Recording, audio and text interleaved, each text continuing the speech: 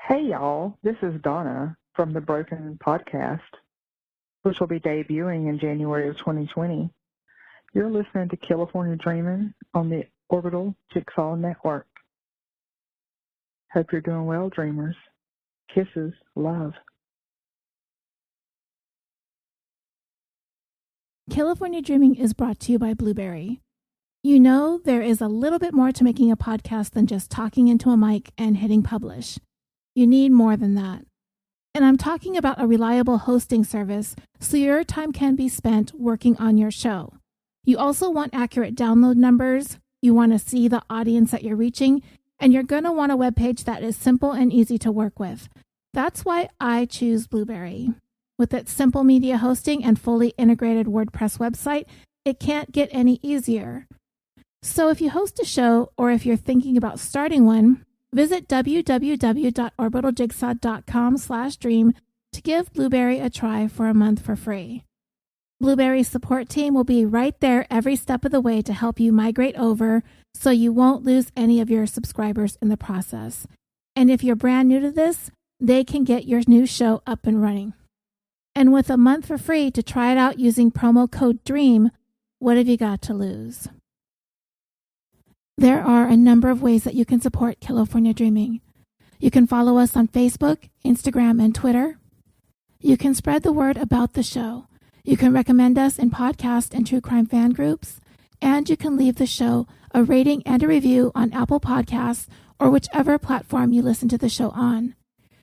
And if you would like to go a little above and beyond, you can also support the show on our Patreon.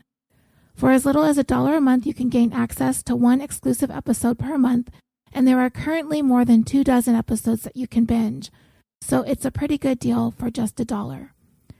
This week, I am still catching up, so I would like to thank Ann B., Michael M., Czar, Kelly L., Jennifer S., Kate P., Christine H., Hannah, Ivan S., Christina, Michael S., Michael H., and Mona P. for joining Patreon.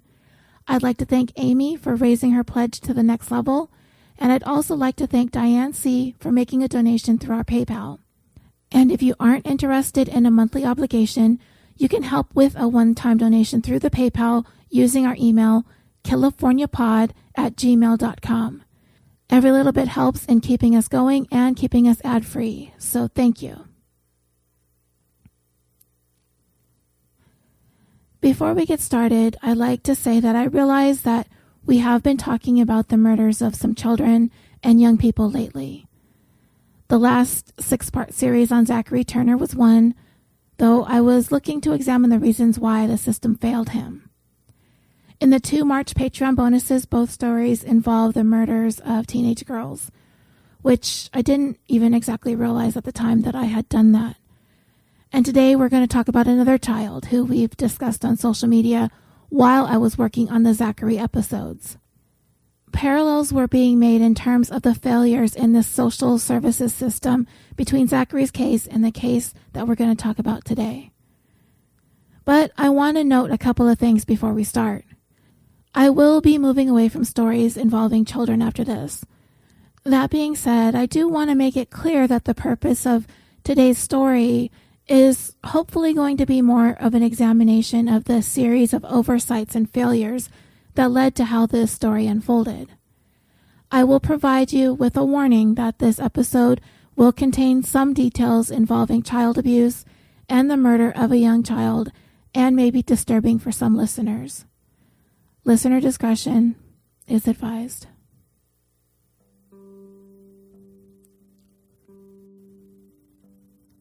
On February 26, 2020, Netflix released a documentary entitled The Trials of Gabriel Fernandez. The case is absolutely one of the most horrific incidents of child abuse that we've heard about in recent memory. If you watch the documentary, then you know how much Gabriel suffered at the hands of his own mother and her boyfriend. If you didn't watch it, then you likely avoided it because of the abuse that you know Gabriel endured at the hands of the people who were supposed to love and care for him. You knew it would be more than you could bear to watch. You knew it would shatter your heart into a million pieces. You knew you would cry, you knew you would become infuriated. If you did watch it, and if you're like me, then you had to work up to it. You steeled yourself for it. You mentally and emotionally prepared for it. And in my own personal case, I desperately needed something to take my mind off some things that I was going through towards the end of February. And boy, this documentary did the job and then some. The system has failed in plenty of cases that we've listened to podcasts on or watched documentaries about. Those are the stories that resonate with us. The ones that make us take notice. The ones that make us feel compelled that we have to say or do something, no matter how big or small, to acknowledge the injustice that we are witnessing and experiencing. We collectively stood up last fall and advocated for a stay of execution in the case of Rodney Reed, convicted of the murder of Stacey Stites, a murder of which there is overwhelming evidence that he did not commit. We joined his army in social media. We listened to podcasts about why we needed to pay attention to what was going on in Texas. We put our names down on the petition to halt his execution. Some of us even called up the governor directly to tell him, or at least his office, that he needed to step in. Otherwise, he might very well have Rodney's blood on his hands. And it worked. The governor stayed Rodney's execution, and he lived to continue to fight for his innocence. Not everybody agreed that Rodney was innocent. There are many people who do believe he's guilty of Stacey's murder. But even some of those who believe in his guilt felt that there was reason enough to not put him to death. Because it is literally the one thing that can't be undone to a condemned person. So the state, if they have the death penalty on the books, better have it right if they're going to go through with carrying out a death sentence. The system failed so badly in the case that we're going to discuss today. So much so, it's been one of the few times I've been ashamed that something like this could happen in my own home state, in the very county where I lived most of my life. I'm going to try my best to stay away from the details of what actually happened to Gabriel Fernandez, though we may go over some of them. I will keep it to a minimum because it really isn't my focus. I don't think we need to go too much into what those two disgusting monsters did to him. But what I do want to talk about is similar to what we did in the case of Zachary Turner, although it won't be as in-depth. But there is a good amount of information out there as to every single person, agency, and entity that failed Gabriel. Zachary's story that we covered at the end of February and into March coincided with many of the conversations that were started about Gabriel after we watched the documentary and started turning to social media with our thoughts and opinions. By now, most of us know what happened, but I want to talk about why. In this 142nd episode of California Dreaming, the tale of why Gabriel Fernandez died.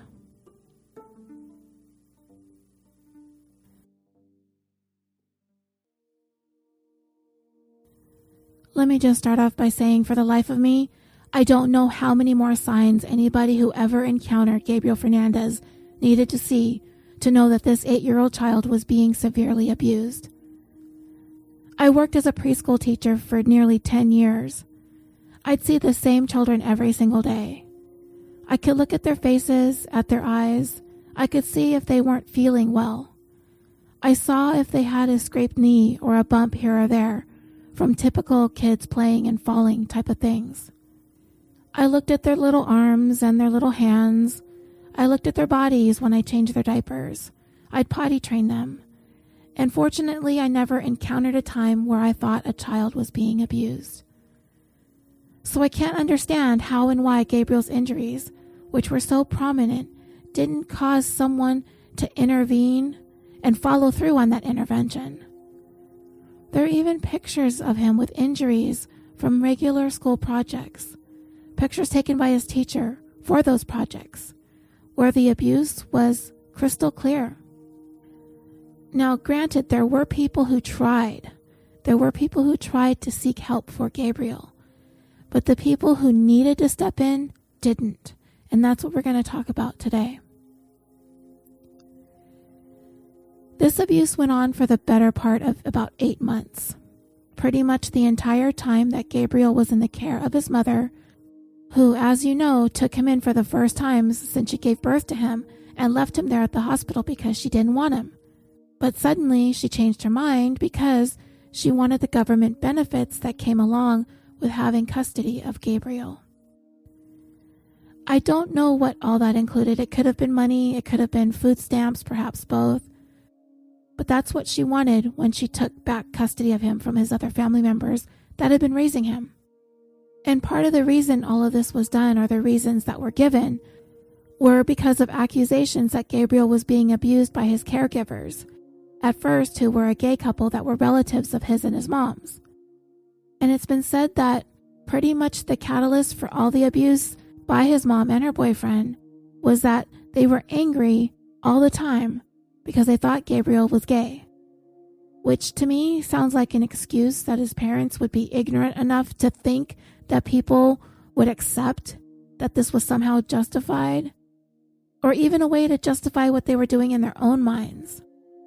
But that was literally the best that they could come up with.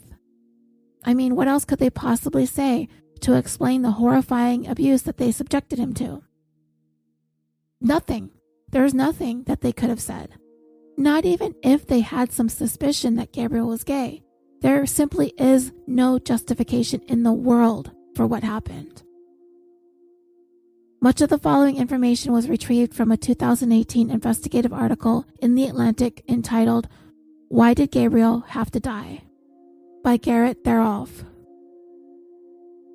In the county of Los Angeles, at a rate of a minimum of at least 2 children each month either is killed or nearly killed by the person or persons that they are in the care of, whether it be their biological parent or an appointed guardian.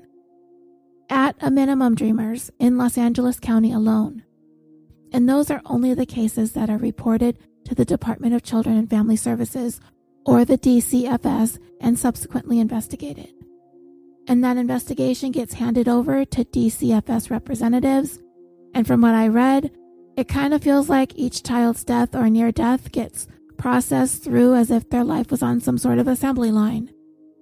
It's an endless stream of paperwork whose pages are filled with instances of unimaginable abuse, torture, and neglect that coldly makes its way through the standard rote once over whomever the case is assigned to. And the chances are that whoever this person is looking at any one of those children's death file has been there, has done that, has seen it all. And I can almost guarantee that this DCFS worker is overloaded, overwhelmed, underpaid, and after a seemingly endless stream of files filled with sad, heartbreaking stories, could have quite possibly become completely desensitized, completely numb to the things that would shock and horrify the average person. The Los Angeles County DCFS worker is not the average person, however. At least, not the ones whose desk Gabriel Fernandez's case landed on. And apparently it landed on several desks for one reason or another, and was overlooked every single time. One of the worst cases of child abuse many of us have ever come to know, and nobody that could have or should have helped even batted an eyelash. And even now, at a minimum of at least twice a month, another case like Gabriel's lands on somebody's desk in this department. And most, if not all of these cases are initiated by one thing: a phone call from the hospital at which the dead or almost dead child was transported to. After the parents or guardians realize that they've gone too far and they have no choice but to call 911, after they've come up with a cover story to explain why their child came to be that way, and by that way, I mean battered, bloodied, injured, unresponsive, dying, or dead. Paramedics and police arrive. They try to sell their story to them. In the meantime, the child is taken by ambulance, rushed to the hospital to do everything humanly possible to prevent their little bodies from giving up and giving in to the damage inflicted upon them by their very own parents, by their very own caregivers. So what does the DCFS do when they receive a call reporting abuse? Because at a minimum of at least twice a month, the worst case scenario happens. Does it become kind of routine? They've got another beat up kid, another investigation to deal with. They've got to go do that job. They have to head over to the family home. Are there other children there? Does the abused child have brothers and sisters? Because if there are any, they need to be talked to right away. And it's possible that they need to be removed from that environment. Then the DCFS worker would write up their report on the case along with some recommendations for a remedy to prevent future incidents such as this from occurring within this family again. And that's the very minimum of what they need to do in order to basically cover their own butts. They investigated, they wrote it up, they gave their suggestions to avoid a similar event occurring in the future, and the DCFS worker is able to say that they did what was required of them. Is this how social workers typically operate? I hope not, but the investigation into Gabriel's case revealed that this was exactly how his file was handled. But it would be the grounds upon which the caseworkers involved in his story would base their defense of their actions. We did what was required of us in the capacity of our job, period. And sadly, they were apparently not wrong. They did all that they were really required and obligated to do for Gabriel. And they were okay with that, at least at the time. How they feel about it now, from what I've heard them say, they feel like they did their job and there was nothing they could do. Even though he died, they did all that they needed to. Even though children died before Gabriel and children continue to die since Gabriel, these DCFS workers are at peace with what happened. Are they losing sleep over it? I don't know. They may have been when they were faced with the very real possibility of being held criminally responsible for what happened to Gabriel. That, I'm sure, had them all pretty shook. The prospect of being held accountable for the murder of a child that really had only been a name and a case number on a file folder to them. We know that ultimately the charges were dismissed, and that's because they did what was required of them at their job. The file on Gabriel Fernandez made yet another stop at the desk of a DCFS caseworker named Greg Merritt. At the age of 62, he was probably inching ever so close to retirement, having been working for the agency for more than 20 years. His supervisor was also his wife, Bonnie Merritt.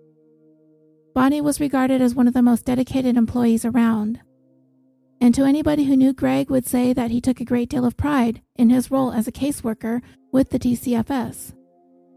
He kind of looked at the job as his purpose. Dedicated to Christianity, this was his calling, working closely with troubled families to help maintain unity and preservation. Families who, for one reason or another, ended up in the system. They were at risk of losing their children. They were vulnerable families. It was his job to advocate and support those by way of intervention and counseling. But not everybody at this particular DCFS office, which is located in the city of Palmdale, California, felt the same way.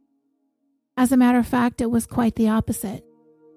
According to the article in The Atlantic, many of those who worked side by side with Greg in his office carried with them so much shame when it came to the nature and effectiveness, or ineffectiveness as it were, of their roles there as caseworkers, because their department had garnered such a notoriously atrocious standing when it came to their track record in working with at-risk families and youth, that it had been reported that many of them from that particular office kept their jobs a secret from anyone who would ask. That's how bad things were. Their own friends and family were kept in the dark because they were ashamed of the work that they did or didn't do. You know what that has me believing, dreamers? That most, if not all, the people that clocked in and out of that Palmdale branch of the DCFS were there just to go through the motions. Day in and day out, earn that salary, pay those bills. That's it. I do want to say that every time we come across a case where social workers get dragged for being part of a failed system, I always have listeners who staunchly defend those who work in the field. So please don't take this as an hour-long bashing of people who have made a career out of working with families and children in this capacity.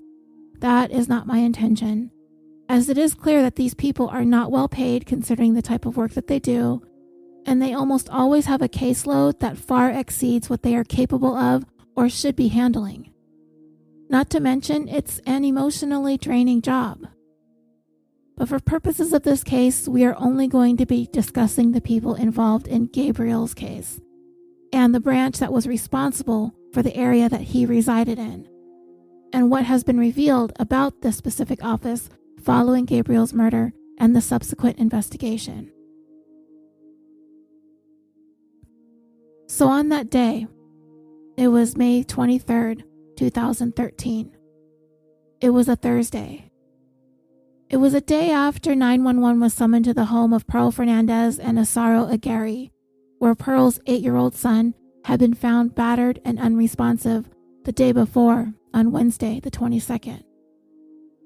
Assistant Regional Administrator with the DCFS, a woman named Barbara Dallas, made her way over to Greg's cubicle.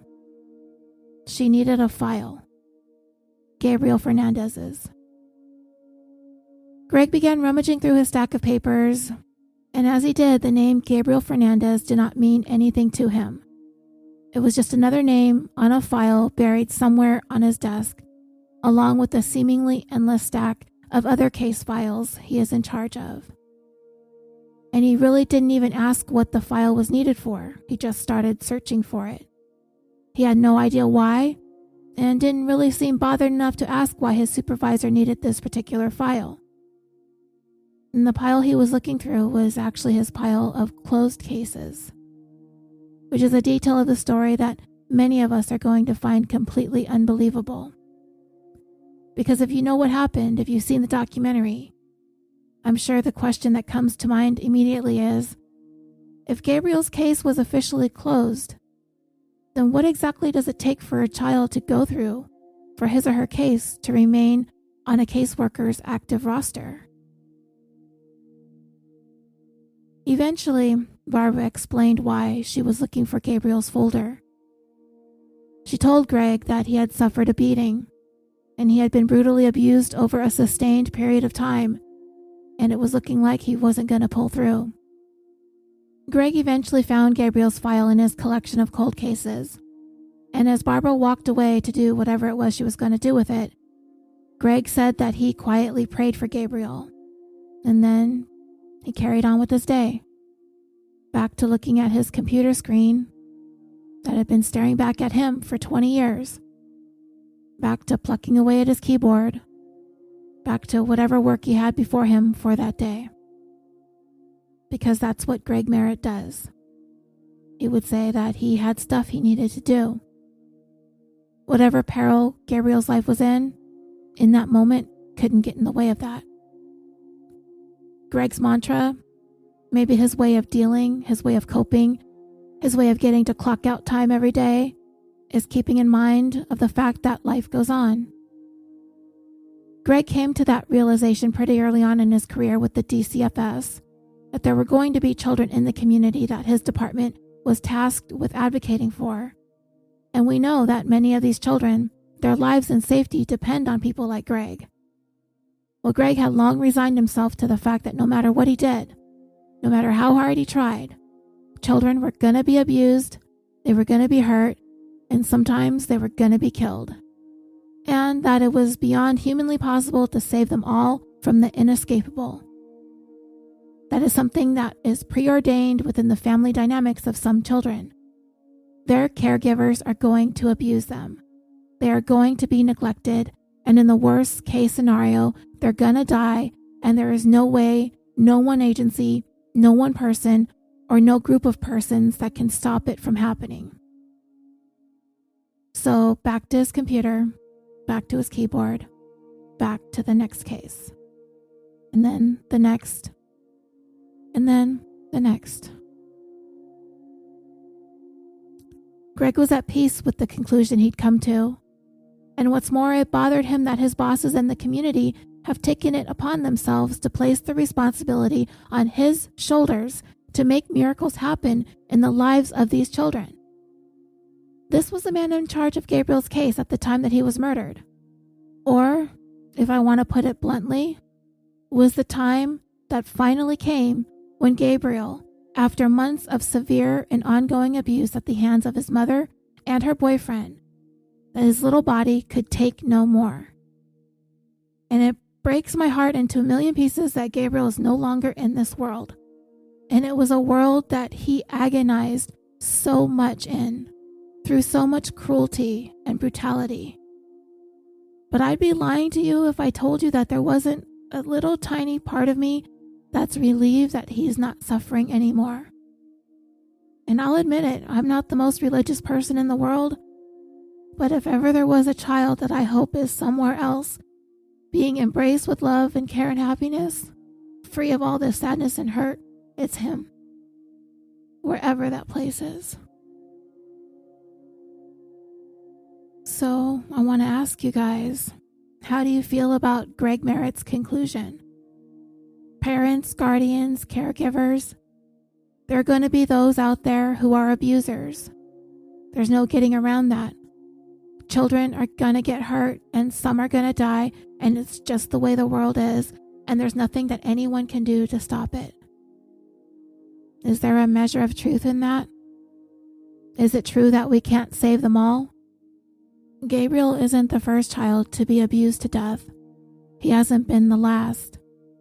It's always been a thing, and it always will be a thing. Are we, as a society, powerless to put a stop to it? That may very well be the current state of affairs, with the way the system is operating. But is reform possible? What's it going to take? Do we have the resources for it? I don't think it's impossible, no. I don't think that at all, but I do think it is more complicated than simply reforming the DCFS.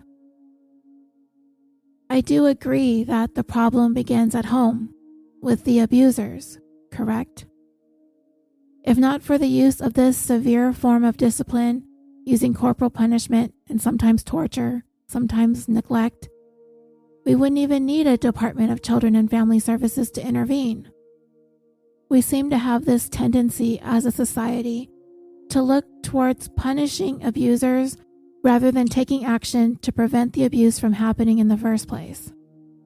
That is what the DCFS is for, isn't it?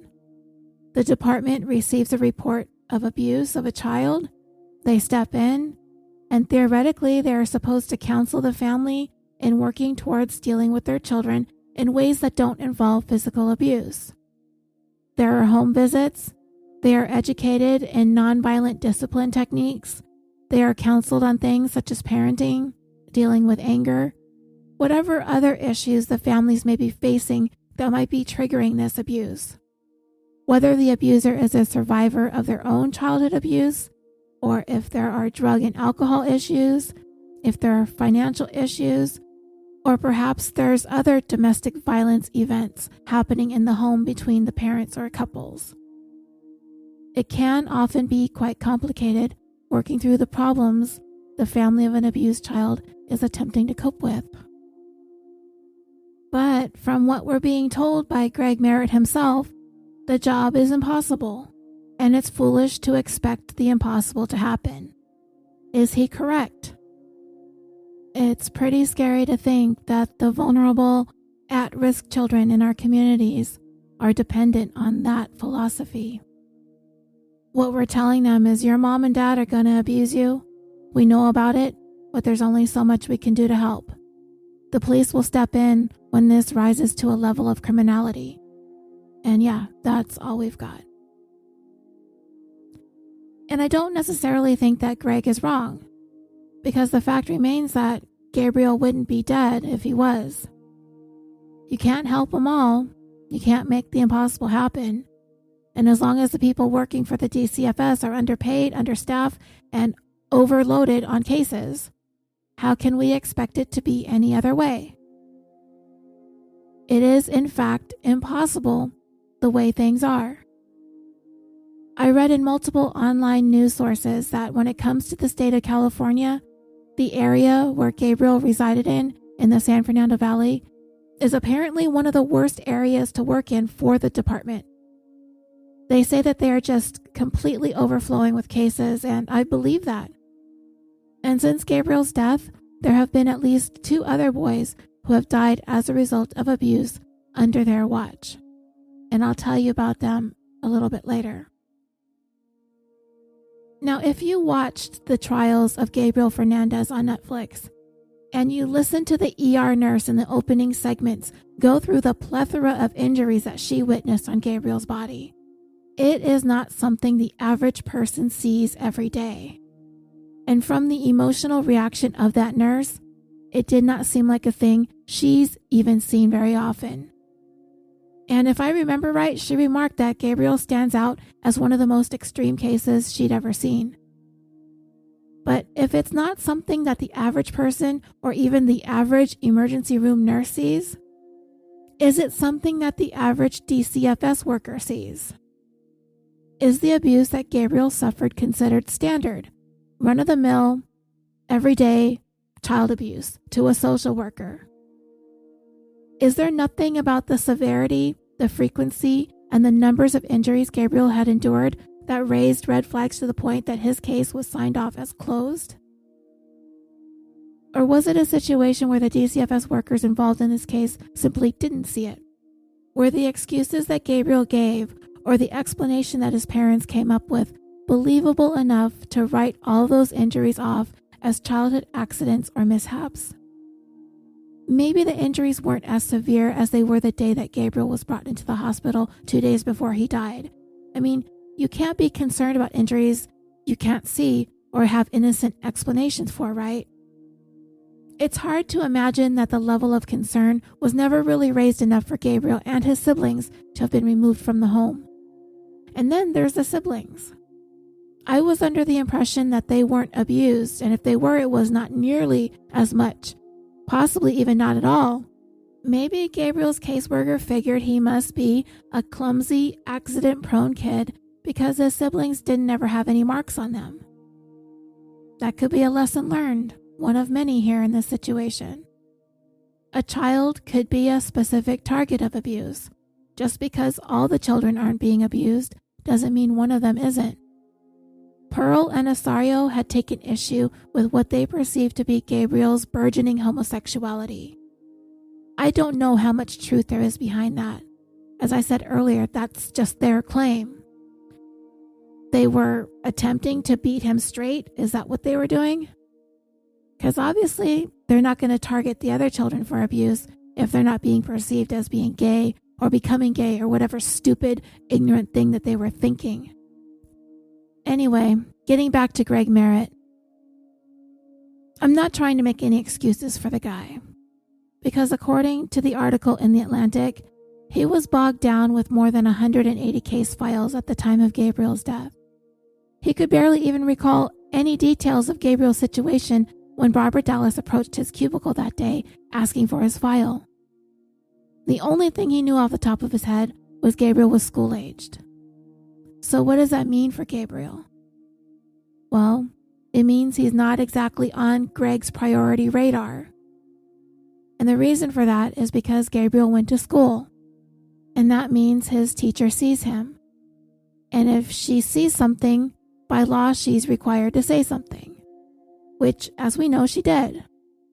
She and at least one security guard who worked at a social services office where Pearl came in with Gabriel, at least the 2 of them reported or attempted to report that Gabriel appeared to be a victim of abuse. And the security guard, I believe, said in the documentary that at the time it was late in the day and nobody wanted to stay overtime to deal with it. I can't recall if they said that they were not allowed to be on overtime, because that can happen too. Places of employment have come down on their hourly wage earners to keep overtime to a minimum. You would think that when it came to working with the public, working with families and children, especially families who are in need of government assistance and the Department of Social Services, when something like this happens or something like this comes up, then policies just go out the window. Let's take care of these children. But it didn't happen, and it was yet another crack in the system that Gabriel slipped through.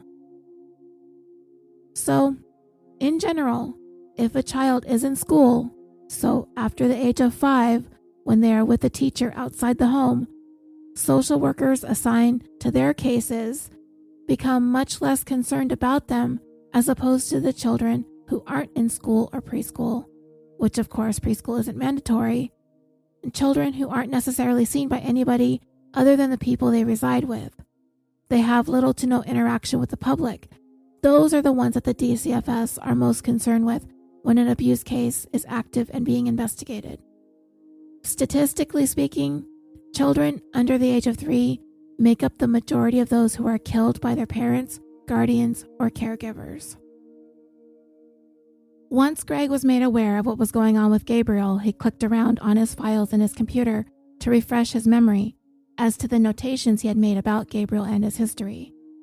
And one of the first things he noticed, lo and behold, Gabriel's teacher had contacted DCFS and made a report, and that case was assigned to one of the social workers working under Greg's supervision, a woman named Stephanie Rodriguez. At the time, she was 34 years old, so nearly 30 years younger than the veteran supervisor. Ultimately, he would be the one with all the experience, the one in charge, the one that would oversee everything Stephanie would or wouldn't do. Now, Gabriel was in the 1st grade, and he was 8 years old. His birthday was February 21st, 2005. So because he was born early in the year, he'd be older than a lot of his classmates. But typically, children turn 6 in the 1st grade. Not always, but that's typical. I say not always because, my birthday is in the beginning of December. When I started kindergarten, the year I was turning 5, I actually started school at the age of 4. When I graduated high school, I was 17. When I started 1st grade, I was 5, going on 6 at the end of that year. Gabriel was about to finish 1st grade when he died that May. That means he was 2 years behind, which to me should have been another red flag. It's one thing to be a year behind, but to be 2 years behind, that's troubling. We know this to be a fact because Gabriel was only in the care of his mom and her boyfriend for 8 months. Counting back, that would have placed him in their home pretty much at the beginning of the 2012-2013 school year. His 1st grade teacher would have been the only teacher he had during this time living with his mother.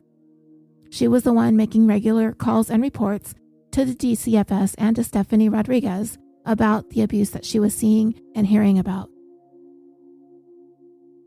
And as Greg stared at the words on his computer screen, as he looked and read and took it all in, it began sinking in that the reports Stephanie had taken were, at a very minimum, unsettling.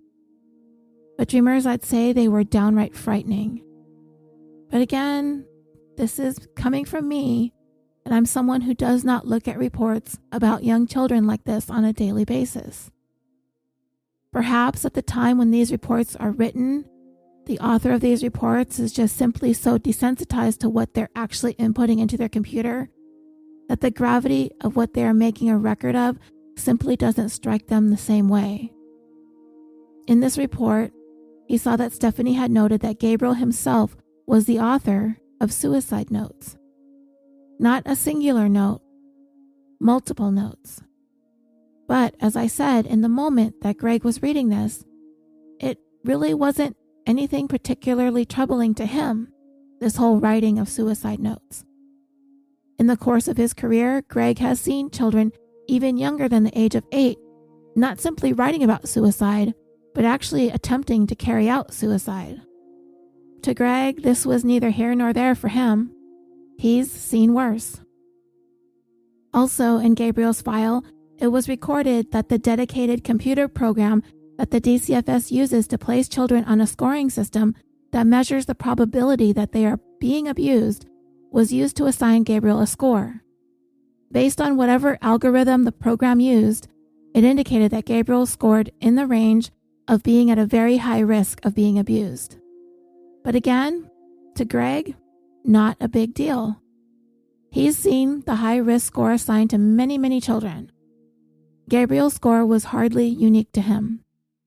But even with these things noted in Gabriel's file, when Greg got to the very end, he noticed that the last thing there in the computer was a specific request filed asking for Gabriel's case to be officially closed, which Greg Merritt approved with his own signature. And that happened just a month before Gabriel's murder. So let that sink in. Less than a month before Pearl Fernandez and Isauro Aguirre murdered Gabriel, Greg Merritt signed off that everything that had been reported to the DCFS did not raise any red flags or alarm bells. He did not find anything concerning enough to keep Gabriel's file active, and he officially closed it. With that, Greg Merritt effectively washed his hands and the department's hands of Gabriel Fernandez and his life. I honestly could not imagine what Greg Merritt was thinking or feeling as this began to sink in. A child who he satisfactorily determined was secure and safe in his home was in a hospital bed now, in a coma, and probably not going to come out of it. How in the world was Gabriel's file signed off by this man, a 20-year veteran supervisor with the DCFS, with everything he had to have read and reviewed before closing it? Well, dreamers, the answer is simple. Greg Merritt was required to read Gabriel's entire file once a request to close it is made. But he didn't. He signed it without reviewing its contents. But we have to ask ourselves, even if Greg did read it, would he have taken any action? Or would he have closed it anyway? One less kid, one less case file cluttering up his desk, right? Honestly, it's likely that when Greg received a request to close a case, it's probably like a big, huge relief. He's a supervisor, but this request came to him from a colleague, and I'll talk about that in a little bit. And perhaps Greg simply figured that his colleague would have used his or her better judgment and just signed them off as they came across his desk, trusting their assessment. Are you kind of picturing these files being on like some sort of dreadful conveyor belt passing through this system of disjointed DCFS bureaucracy? I got that vibe in reading about the way Gabriel's file made its way through Greg's office. It's almost as if it's become lost on everyone that Gabriel and all the other children are more than just a stack of papers. They're human beings, and they need help.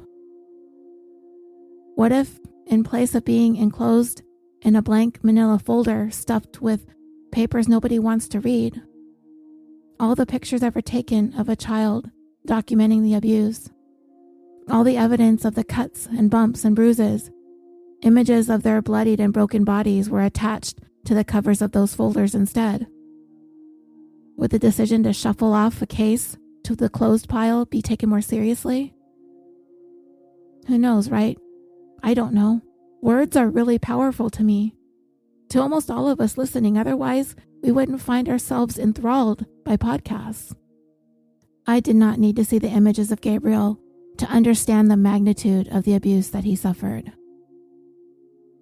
If Gabriel's case had struck anyone as deeply troubling, which it should have, his living situation at home should have been investigated much further. What they knew was enough, and it should have triggered a deep dive into Pearl Fernandez and Isauro Aguirre. If they had, they would have been able to see what we eventually saw in that documentary.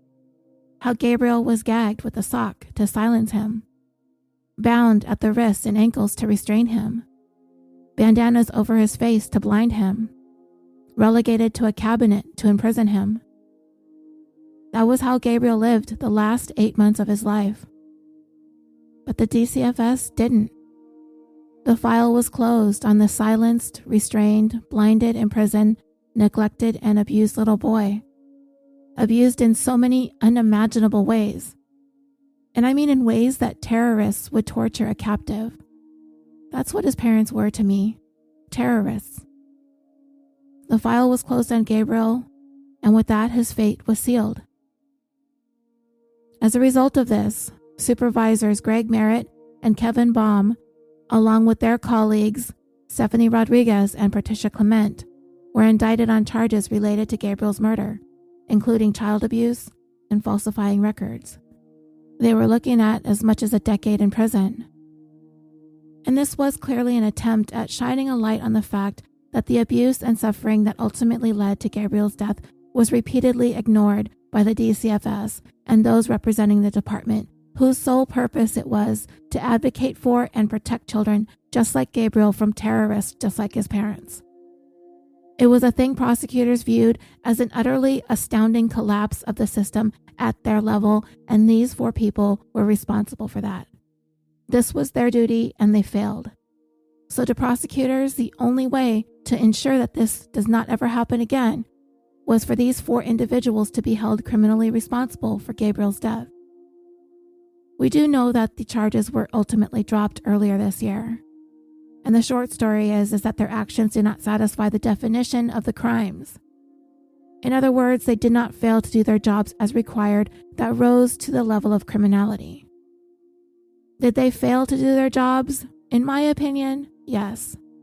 Are they overworked, overloaded, and underpaid? Yes. But what I don't believe is that Gabriel's case was unextraordinary, and it was abundantly clear that further investigation and intervention should have been triggered. The first reports about Gabriel came into the DCFS shortly after Gabriel came to live with his mother and her boyfriend. As I mentioned a moment ago, his case was closed in April of 2013, and he was murdered in May. So for about a span of 7 months, the DCFS and workers assigned to his case had been supposedly overseeing it based on a report made to them by his teacher. There was at least one report that was attempted to be made by a security guard, and there were some reports made by members of Gabriel's own family. As the pages of his file continued to grow with details of ongoing physical abuse, nobody ever stepped in. Gabriel nor his siblings were ever removed from the home. Let's go through some of the reports that came in and some of the things Gabriel's caseworkers had been made aware of while his case was open and active. We know that Gabriel reached out for help in some way, shape, or form at least 8 times. Imagine that you're a school teacher, or anybody for that matter, and a child approaches you and asks you if it's normal for your mom to hit you with a belt, and is it normal for you to bleed? Well, Gabriel did just that. These are just 2 questions he asked of his teacher, Jennifer Garcia. A lot of times when we read about Gabriel, the words, quote, in the months before he was beaten to death, or in the months before he died, or even in the months before he was murdered. We read that a lot, but we have to remember that this is the entire duration of the abuse. It only took months to kill him. Everything happened to that child in the months leading up to it. So yes, he asked these questions of his teacher before he died in the home in which he was being tortured. The home from which he was never removed from, despite all the documentary outlined. Everything that I've told you thus far, and everything that I'm about to tell you now. It is shocking that this child was never taken from this home. How many times was Gabriel's abuse reported to the DCFS? I don't know if we have an exact number. We do know that calls came from various witnesses to his injuries. His teacher, and his own family, and the security guard, which I'll talk about in a little bit, put his own job on the line to try to seek help for Gabriel too. All of these people wanted someone to intervene, but that never happened. So I have to ask, what is the point of reporting? What's the point of initiating a file? What's the point of the DCFS if this is going to be the end result? All you have to do is watch the opening scenes of the trial of Gabriel Fernandez to see the end result. I don't even need to say it. What shocks us even deeper than what we know Gabriel endured is the fact that this didn't happen out of view of the general public. This was not a dark family secret being kept behind closed doors. Gabriel went to school beaten and battered. He had clearly visible bruises, injuries that were or had been bloodied or in various stages of scabbing or that were healing. But I don't think Gabriel was ever really fully healed. He had stages of injuries, old ones, new ones, and everything in between. His body told a tragic story, but nobody that needed to listen, listened. He showed his teacher, he showed the security guard, he showed members of his family. And all of this happened without his mom knowing that he was telling people. The question that Gabriel asked his teacher about being hit with a belt and if it was normal to bleed was the first time Jennifer Garcia became aware that something was really wrong. When he started asking questions like this, it troubled her deeply. It was his attempt to figure out if what was happening to him was normal, if this was something that all kids go through, if this was right. It was in that moment that Jennifer decided that at the end of the school day, she was going to make the first of her calls to report the suspected abuse, which she did. The report was taken, and whomever she spoke to told Jennifer that the situation would be investigated. From there, Stephanie Rodriguez was assigned to Gabriel's case. Stephanie called Jennifer to follow up to get more information, but it would be the only time Jennifer would call to make a report about Gabriel to the DCFS, though she would call Stephanie directly with some follow-up information, and I will get to that. I can only assume that Jennifer assumed that this was being handled now. I don't know. If a child comes to school every other day with a new injury, are you supposed to call every single time? I thought about that. I've been a mandated reporter. If I saw signs of abuse, I would have to call, right? In my own mind, and I'm thinking, okay, this is now in the hands of the appropriate agency. They're going to do their jobs. I've done my part. But what do you think? And even if Jennifer called multiple times, would it have made a difference? I tend to think so, because every new injury is a new incident. Every incident is a crime, isn't it? Every time Gabriel came to school with a busted lip or black eyes or ripped out hair, it's another criminal act that he suffered, right? If I went over to my neighbor's house and punched somebody, I'd be arrested, I'd be charged, and I'd be released to wait for the consequences of my actions, right? But if I went back over to punch my neighbor again, I'd be arrested again, charged some more, and quite possibly held in lieu of bail. If I made bail and I went home and I went back over to punch my neighbor again, I'd be arrested again, charged some more, and I could be held indefinitely. I could have a restraining order issued against me. I could lose my home. With every new assault that I commit, the consequences increase. So why is not the same logic applied to child abusers? Gabriel, when he got punched, he did not have the ability to call 911 or to get into his car and drive over to the police station to file a report like my neighbor in my hypothetical scenario would have been able to do. Law enforcement would have come and intervened and do everything in its power to make sure that I stay the hell away from my neighbor to prevent me from future assaults. Because my neighbor is capable of advocating for himself. And there is where the DCFS and its representatives come into the picture. They have the responsibility of doing for Gabriel what he is incapable of doing for himself. The system is perfectly well suited for dealing with random street crime or everyday run-of-the-mill assaults between two parties. But when the most vulnerable of our society are being assaulted over and over and over again behind the closed doors of their own home, the same level of urgency just simply does not exist. At least, it didn't here with Gabriel. Jennifer reported seeing various injuries on Gabriel's body during the time that she was his teacher up until his murder. She saw his hair having been forcibly pulled from his scalp. She witnessed chunks of his hair missing from his head with patterns of scabbing underneath whatever hair was left. He had a fat lip, and when Jennifer asked him about it, he told her his mom punched him. Jennifer summoned the school principal into her classroom, explained what Gabriel had told her, at which point the principal suggested that she call to report it. So Jennifer called up Stephanie to inform her of Gabriel's new injuries and the things that he had told her. And yet, Gabriel continued to remain in the home. Not too long after the fat lip, Gabriel arrived at school. His face was covered in bruises. His eyes were swollen almost shut, but not completely. Jennifer said that he looked horrible.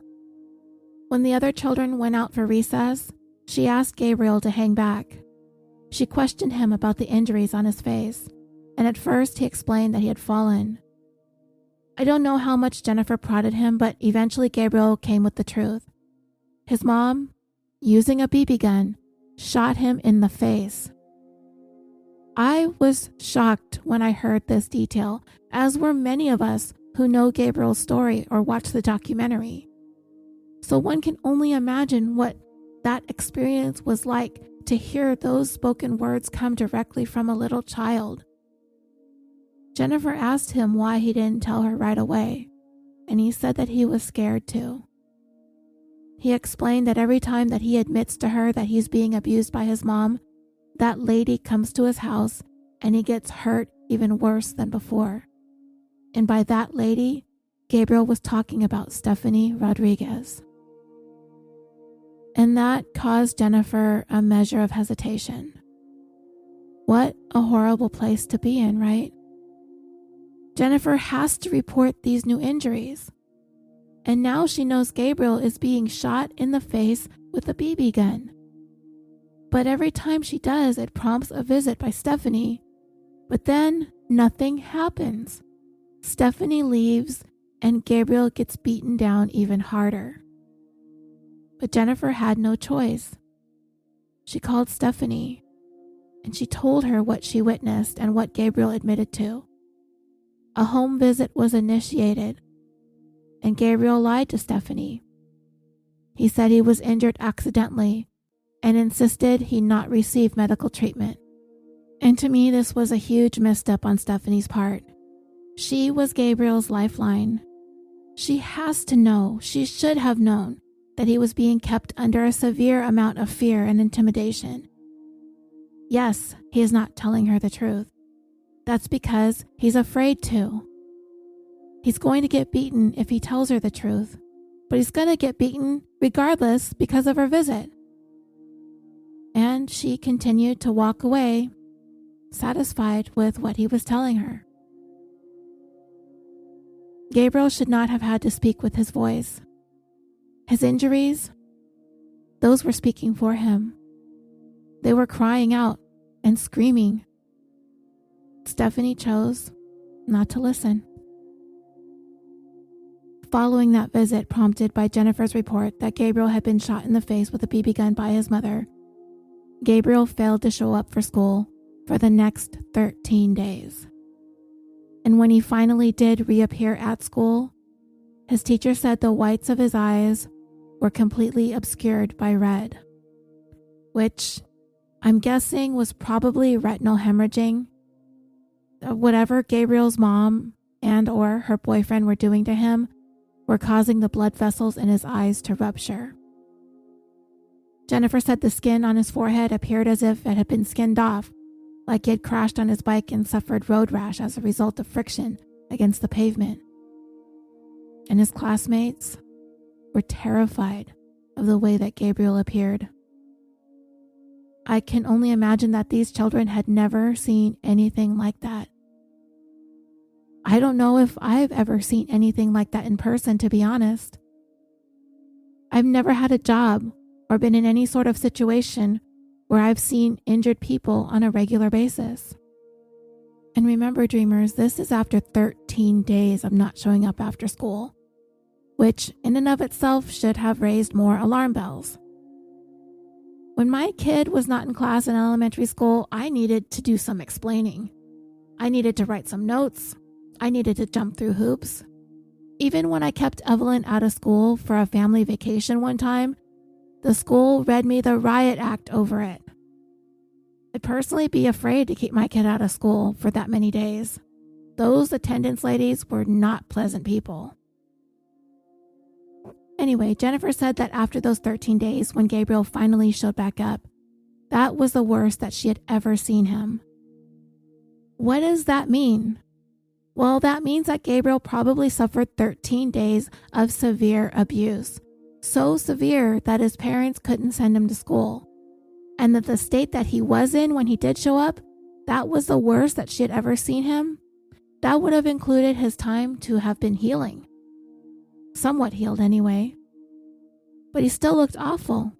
Imagine how he looked on day 1 of his absence, or day 2, or 3. 13 days, any one of which Stephanie could have shown up at the door with a police officer if she wanted, to see for herself the horrors in which Gabriel was living. I can't even bear to think about what was going on during those 13 days. And that's just school days. There would be at least 4 weekend days in there too. When Gabriel arrived at school after that extended absence with all these new injuries, Jennifer called Stephanie again. But she never spoke to her, and she never received a return phone call. You may now be aware or familiar with Gabriel's infamous Mother's Day photo. That's what the children in Jennifer's class were working on at the time that Gabriel returned to school. Mother's Day that year in 2013 was on Sunday, May 12th. And it is not uncommon in elementary school for the teacher to have those little projects and crafts for the kids to make for their moms to take home on the Friday before Mother's Day, right? We did the same things in preschool. We'd even have little parties in the classroom and invite the moms, and same for the dads over on Father's Day. So, in the timeline of our story, Mother's Day was 10 days before Gabriel was rushed to the hospital on May 22nd, 12 days before he was found to be brain dead. And he made his Mother's Day projects. And in those projects, Gabriel told his mother that he loved her, that she was beautiful, that she was loving. He gave her a coupon that when she redeemed it with him, they could spend time together. He wrote her notes that said he would love her until she died. He wrote one note that said, "I love you so much that I will kill myself." Gabriel knew how much his mom hated him, how much she didn't want him. And that little child loved her so much that he would rid her of himself for her just to make her happy. By the way, the DCFS was notified of the suicide note, as I previously mentioned, when Greg Merritt went to look at his case file when it was already too late, and he saw the mention of it but brushed it off. Even then, he brushed it off when Gabriel was on the verge of death in the hospital. Case closed, they said, right? Case closed. So in the Mother's Day picture, Gabriel is holding up letters that spell out Mom, M-O-M. The injuries on his face are clearly visible, and yet he still smiled for the pictures. This boy loved his mom. I don't think children really know any different yet. It is not in a child's nature to not love their mother. He didn't know how to be or think or exist in any other way. All of his writings to his mom were loving and sweet. Even the suicide note, in its own way, was a gesture of love towards her. She was actually the one who gave the note to the DCFS, but she said he did that for attention. But I don't know, dreamers. I've only raised one kid, but if my 8-year-old wrote me a note that said that she loved me so much that she'd kill herself, I'd be really, really troubled by that. And yeah, it would get my attention. It would get everyone's attention. Any threat of self-harm should be looked at as a huge warning sign. And Pearl tried to blow it off as a flippant ploy to garner attention. And for the DCFS to accept that is beyond logical to me. And do you know why the DCFS decided not to take Gabriel's note seriously, aside from the fact that his mother was being so dismissive of it? The reason why more wasn't made of the note at the time that it was handed over by Pearl is because Gabriel never laid out a specific plan or any details about actually completing suicide. And another thing that had some scratching their heads is, why the hell would Pearl voluntarily hand this disturbing suicide note over to the DCFS? If a parent or guardian is being investigated for suspected child abuse, handing over the suicide note could be construed as an attempt to get Gabriel some help, which is completely opposite of what we know about Pearl. She had never done anything that was helpful, useful, or beneficial to Gabriel or his well-being. So why show this note to the DCFS counselor? Well, it's been speculated that it was all a part of Pearl's intentions of someday being rid of Gabriel. I tend not to buy into that theory for no other reason than it takes a bit of forethought and planning to connect Gabriel's suicide note to his eventual death. And Pearl Fernandez doesn't strike me as all that bright. I do understand that Pearl allegedly grew up with her own set of difficult circumstances, including abuse and sexual assault if I remember correctly, and that she had somewhat of a low IQ and was generally cognitively delayed. And many times we have these sort of mitigating circumstances. We consider those when discussing a killer like Pearl. I don't want to dismiss that, but this woman is one of the most detestable criminal defendants we have ever talked about. And I'll be honest with you, I don't have any sympathy for her. I don't like her. And I do think she is much too dense to think that far in advance about anything involving Gabriel. So what do I make of Pearl handing over the suicide note? I think she thought it painted a positive picture of herself as Gabriel's mother, because the note read that Gabriel loved her so much that he would kill himself for her.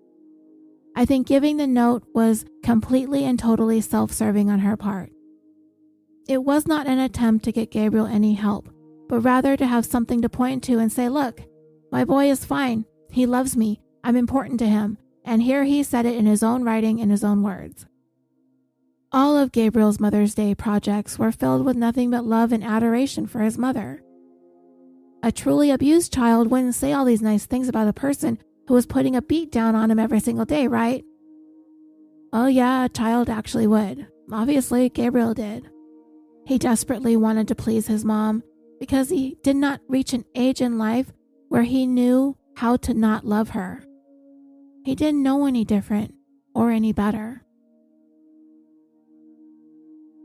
Before Pearl decided she wanted to reap the financial benefits of having Gabriel living under her roof, he was being raised by his uncle along with his uncle's partner. They were the ones that wanted him when Pearl gave birth and walked away from the hospital without her newborn baby. It was Gabriel's uncle and his partner's opportunity to become parents. But that situation only lasted for about 2 to 3 years, at which point Gabriel went to live with his grandparents, Robert and Sandra. He continued to live there and be raised by his grandparents for the next 4 to 5 years approximately. It was then in the fall of 2012 that Pearl uprooted Gabriel from his grandparents' home, taking him to live with her for the last 8 months of his life. Having custody of Gabriel meant that Pearl would be able to get either government food or money or both as long as he was living with her. Gabriel's grandfather would later go on to testify that his grandson expressed a strong desire to come home.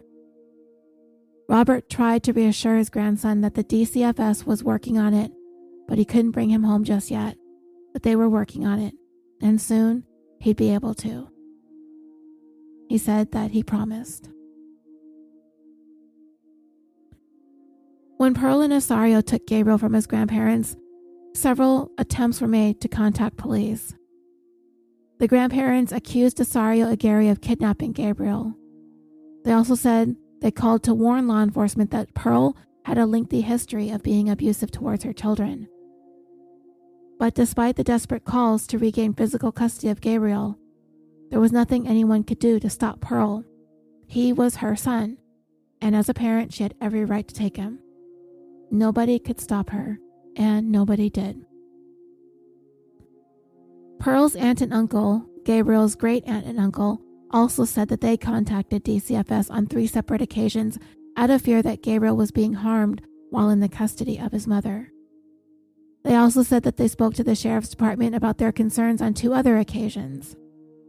Apparently, Stephanie Rodriguez was never made aware of any other prior allegations that Pearl was abusive. And on top of that, the DCFS has clearly stated that they never saw any alleged abuse that was enough to raise concerns to the point where Gabriel would have been removed from Pearl's custody.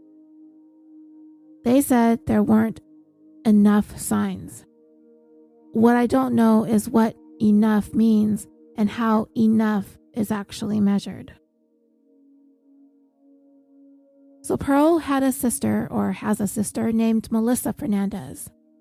She was in the documentary and she testified as to the things that she witnessed and was aware of during the time that Gabriel was in the care of her sister and her boyfriend. On the stand, she said that she would frequently spend time at Pearl's house, that she would stay the night because when she did, she would be able to help protect Gabriel from the abuse that she knew that he was suffering. I'm not clear if her staying over would have caused Pearl and Isauro from attacking Gabriel or if Melissa would actually intervene in the event that he was being attacked, but whatever the case was, her presence in some way gave her nephew somewhat of a reprieve from the torture and the beatings. There were times when Melissa witnessed Gabriel having suffered a black eye, and he had some teeth knocked out. She asked him about it. She asked him what happened, and he explained that he got the injuries play fighting with his siblings. However, unsatisfied with his answers, Melissa continued to pursue the line of questioning until she eventually was able to draw the truth out of him. His mom had hit him. Despite the knowledge Melissa had about what was going on behind the closed doors with Gabriel, she felt powerless to do anything. She was young, she wasn't even 18 yet. She didn't know how to help. She didn't know if she could help. But she admitted that she never thought things would go as far as they actually did. Arturo Miranda Martinez was a security guard who was assigned to work at the Government Assistance Office. On April 26, 2013, he described seeing Gabriel brought into the office by a heavily tattooed Pearl Fernandez and some other children, likely Gabriel's siblings. Because Gabriel had on a short-sleeved t-shirt, Arturo could see a plethora of injuries all over his arms, as well as on his face and head. Specifically, he noted on the back of Gabriel's head, the injuries appeared to be consistent with a lit cigarette being used to leave burn marks. This was torture. Arturo said the injuries varied in size and were basically all over the place when it came to various stages of healing. Some injuries appeared to be brand new, some were partially healed, some almost healed. Around Gabriel's eyes, the bruises were also visible, and notably in various stages of healing as well. In order for there to be so many injuries in nearly every single stage of healing, it's safe to say that Gabriel did not live a single day with his mom and her boyfriend that did not involve a tremendous amount of suffering on some level. Arturo knew that this kid was getting beaten up bad. He even said on a scale of 1 to 10, 10 being the worst levels of abuse, he would have ranked Gabriel at a 20. Arturo stared at Gabriel as he slowly made his way past the desk that he sat at. And as Gabriel walked by, he made some sort of gesture with his arm. He held it up, surreptitiously, so his mother wouldn't notice. Gabriel made brief, fleeting eye contact with Arturo, so slight as to not cause any attention to be drawn to what he was doing, so he could quietly share his secrets and his pain, most likely with the hopes that someone would come and save him. The shock of what Arturo was witnessing broke his heart. His child was not being abused. He was being abused viciously and consistently. Arturo said Gabriel's body was telling him a story. Yelling it, actually. Gabriel need not have said a single word to Arturo for him to get the message. This boy needed help. Pearl did not stay long, and I'll talk more about that towards the end. But she did briefly speak to a customer service representative at the window. Arturo went to talk to her. Her name was Maricela Corona. He questioned her as to whether or not she saw what he saw. Maricela later stated that she did speak to her supervisor about the boy's injuries, asking if they needed to intervene. But according to her, she was told by her direct supervisors to stay out of it. Arturo called his supervisors too in an effort to get some guidance as to what steps to take in a situation like this. And he too later stated that he was told to stay out of it as well. None of this was sitting well with Arturo, so eventually he approached Maricela and asked her if she would be willing to go against the department's policies and give him Gabriel's full name, address, and phone number listed in their files. Of course, this is a serious violation when it comes to client privacy, and it would put both of their jobs on the line for anyone to find out. But Maricela agreed to Arturo's request and slipped him the family's information. From there, Arturo said he called 911 to report what he had witnessed that day in his office. His call was transferred to the local county sheriff's office, at which time they told Arturo that they would have 2 of their officers check in on Gabriel. Whether the sheriff actually checked in on him or not as a result of that call, I'm not certain. Arturo later said that he was told that they did and they found nothing. What we do know for sure is Gabriel still was not removed from his mother's care. He was left to remain living there with her and her boyfriend, and he would only last for 29 more days. 29 days after Gabriel's battered little body brushed past Arturo's desk, he would be dead. As a result of all these witnesses having seen what Gabriel was subjected to and tried to trigger an intervention, and there were more than enough in my opinion, the 4 social workers that oversaw Gabriel's case, Greg Merritt, Kevin Baum, Patricia Clement, and Stephanie Rodriguez, were arrested and charged with criminal negligence and falsifying reports. And what was the final tally of people who encountered Gabriel, who strongly felt that the boy needed help, but ultimately nothing was done to save him? Well, let's count. We have his teacher, his principal, the security guard, his immediate supervisor, Maricela, the clerk in the office, her immediate supervisor, both of Gabriel's grandparents, his aunt, his great-aunt, his great-uncle. That right there is almost a dozen people that either raised the alarm or tried to raise the alarm or knew that an alarm needed to be raised. Anyway, as I was saying, those 4 social workers were charged, but earlier this year, the charges were dropped before it ever made its way through the court system. And the reason the charges were dropped was because the prosecutors assigned to the case were unable to prove that they had, quote, the requisite duty to control the abusers, unquote. In other words, the prosecution claimed that the social workers assigned to Gabriel's case did not do their jobs, and this resulted in Gabriel's death. But in the eyes of the law in this case was that they needed to be in the actual care or custody of Gabriel in order to fail to have protected him. Thus, the case was tossed. I did touch on their roles in Gabriel's case briefly, but let's stop and talk about them a little bit more. If Gabriel's social workers would have gone to trial, it would have been setting a groundbreaking and historic precedence within the criminal justice system in cases such as this. It is almost unheard of that social workers be charged criminally when a child is murdered on their watch. It would have been one of the first in U.S. history that representatives for the DCFS would actually go to prison if convicted as a result of their involvement or lack thereof in a case where the death of a child occurs. Within the DCFS, there is a hierarchy. At the top is a regional administrator. Beneath that is the assistant regional administrator. Then the department becomes divided into two separate branches or units: the Emergency Response Department and the Family Preservation Department.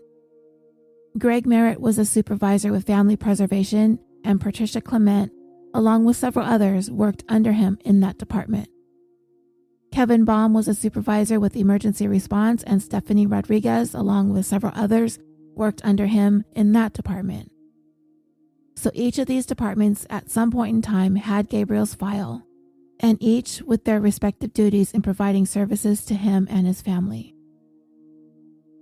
The contention was that Gabriel's death was foreseeable and preventable, and in failing to protect him by failing to do their jobs, these four individuals were grossly negligent and reckless.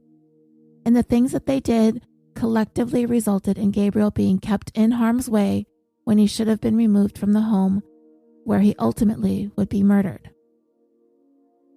Kevin Baum, the emergency response supervisor, had Gabriel's file in his department for 3 months.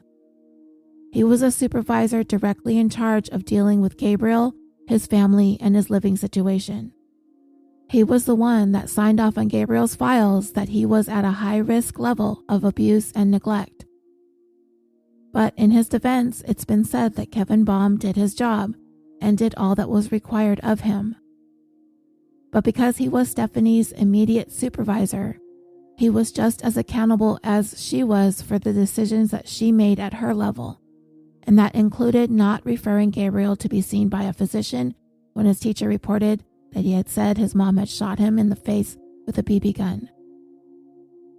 Kevin Baum was described as a hands-off type of supervisor, and the breakdown in the chain of the system for which he is responsible leading to Gabriel's death is the fact that he failed to ensure that an injury chart was created in order to document the physical signs of abuse that were clearly seen by many people, and that he failed to step in. He failed to override Stephanie's decision to not refer Gabriel to be seen by a doctor, or to ensure that Gabriel received the medical treatment that he needed for his various injuries. Greg Merritt was a supervisor in the Family Preservation Department. With 24 years of experience working with children, he had never been suspected or charged with any crimes beyond traffic citations. He would say at any given time he was in charge of nearly 200 cases, even as many as 280 at one point. And to him, it is beyond humanly possible for him to keep tabs on every child's case that he oversaw, that they did the best that they could with the resources that they had to manage all of their cases. And Gabriel's murder on his watch, he said, was devastating. Greg said that he had never seen anything that even came close to like what happened to Gabriel ever before. And this, dreamers, is the biggest issue that I take with the role of the DCFS workers and supervisors. It isn't the first time that we've heard someone involved in this case say the exact same thing in speaking about Gabriel's abuse, that it was unlike anything they'd ever seen. Should that not have stood out to these people? I said this wasn't going to be an hour-long bashing of social workers. I promised you that, because I know this job is hard, and I know they are not paid nearly enough, and they have more cases than they should. But every time someone says that they had never seen anything like Gabriel's case, I can only shake my head and wonder, why then? His case should have stood out. And what makes this whole thing even more devastating is the fact that Pearl Fernandez and Isauro Aguirre really didn't make all that much of an effort to try and hide the signs of the abuse. They did, to an extent, like keeping Gabriel out of school for 13 days just prior to Mother's Day projects being made, and those pictures of him being taken for those projects. But honestly, they didn't hide it. They continued to regularly send Gabriel to school covered with marks, bruises, open wounds, scabs, patches of ripped out hair, burns, BB gun shots, just to name a few. And they did so because they were getting away with it. They made up excuses, they compelled Gabriel to lie, and everyone just took their word for it. So they kept doing it. They kept sending Gabriel to school. Pearl showed up with him at the welfare office, all battered and beaten, and they continued to be emboldened by the fact that nobody was alarmed enough to intervene. When Greg Merritt was questioned by Internal Affairs following Gabriel's murder, a question was asked of him. Did you ever ask any of your subordinates who had direct face-to-face contact with Gabriel if there was any sustained abuse going on?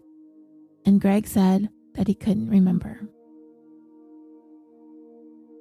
Stephanie Rodriguez was relatively new to the department, and she worked directly under Kevin Baum in the emergency response unit. Her role meant that she would be one of the primary individuals to arrive once an abuse report is called in, and it would be her job to assess the situation and evaluate what steps needed to be taken next. She was the one Gabriel's teacher spoke to at least a couple of times, possibly 3 or more, to report new injuries Gabriel arrived at school with. However, despite Stephanie being on the front lines of this, the case has been made in her defense that she was far too inexperienced to have been placed in that role, and there should have been someone else who had worked in the emergency response capacity for a longer period of time than she. Again, not wanting to come down solely on these people who were charged, but Stephanie Rodriguez must have had some background, experience, education, or otherwise to have been able to develop some level of common sense. She was hearing from Gabriel's teacher more often than she normally would have. If she got one call from his teacher, okay. But then there was a second call, and then third calls, and calls that never went answered. And this was over a relatively short span of time. This is a trusted person outside the home, a mandated reporter who sees and knows young children day in and day out. And she has got no dog in this fight. So why Stephanie would choose to believe Pearl and Gabriel over his teacher, I don't quite understand. Is it because Gabriel lied to Stephanie, told her he fell or something like that, and she just made a judgment call and decided to believe him? These social workers must have some idea that these children are living, acting, and behaving under extreme duress. Gabriel said it directly to his teacher. Every time I tell you something, that lady shows up and I get beat worse. Stephanie had the power to initiate an intervention, to have Gabriel removed from that nightmare that he was living in. And can you just imagine Gabriel standing there in front of this woman, this social worker, with his mom hovering nearby or in the next room over? He's staring at his lifeline right in front of him. He probably so badly wants to speak up to save himself. But his voice was being manipulated, controlled, and silenced by the 2 terrorists that he was being forced to live with. Knowing that as soon as Stephanie walked out that front door, without him once again, that a beating more severe than the last was coming, to make sure the next time that he goes to school that he will keep his damn mouth shut. 8 months of this, dreamers. He endured 8 long, insufferable months. Stephanie Rodriguez is said to have been naive, that she was young, though at 34, not that young, but okay. And it is believed that Pearl, being a master of manipulation apparently, that she was able to focus in on Stephanie's weaknesses, thereby being able to talk her way out of everything. The bottom line is Stephanie took Pearl's word at face value. Pearl explained how the injuries occurred and Stephanie accepted what she was being told. On top of that, Stephanie failed to document several of the injuries Gabriel had on his body, nor did she develop a chart where she was supposed to have accounted for the location of each injury that she saw. To me, whether or not Stephanie was experienced, if a child is injured, then perhaps those injuries should have been documented and noted anyway. Because what they could have been doing is keeping a record of an ongoing pattern. If Gabriel had a series of injuries in various stages of healing, if his teacher was consistently reporting that Gabriel is admitting to being beaten or for God's sakes being shot with a BB gun at home, and Stephanie were to follow up with a home visit following every report, there has to come a point where you're looking at the story that this poor child's body is telling you. He's got injuries on top of injuries on top of injuries. He's got skin peeling, burns, scars, scabs, contusions. How many times in a day can one child fall and hurt himself? Maybe Stephanie was a little too naive or too gullible. Maybe it was easy for Pearl to pull the wool over her eyes. And maybe she didn't think 8-year-old Gabriel would tell lies. I don't know. But the signs were there. Stephanie just either didn't or wouldn't acknowledge them. The fourth and final DCFS worker to be charged in Gabriel's case was 69-year-old Patricia Clement. And of the four, she appears to have been the most problematic. Her colleagues described her as difficult, discourteous, unprofessional, and generally incompetent to be in the line of work. So why was she working in the family preservation branch of the DCFS under Greg Merritt? As to me, it seems like those are the exact opposite personality traits required of someone given the responsibility of working with families to keep them intact, to prevent children from being removed from the home and placed into the foster care system. You'd think that it would be a person with compassion and kindness and a true and heartfelt desire to help families and children reunite or stay together. So it has us wondering, what the hell is this woman doing working for the Department of Children and Family Services then? Information came out during the course of the investigation into Gabriel's murder that Patricia Clement gave inconsistent statements regarding her role in Gabriel's case and the events leading up to and surrounding his death. She told different stories to the internal affairs investigators and different stories to her attorneys. And I mean, if we want to give her the benefit of the doubt, a little bit of leeway, then we can consider the circumstances and nature of her job then. Chances are she's struggling similarly as all the other social workers were. She's overwhelmed with more cases than she can handle. Is she supposed to remember every single detail of every case in the event a tragedy like this occurs? Perhaps not off the top of her head, but that's the exact reason why documenting things becomes so important. Making notes, keeping an injury chart, recording incidents, dates, times, people involved, witnesses, statements.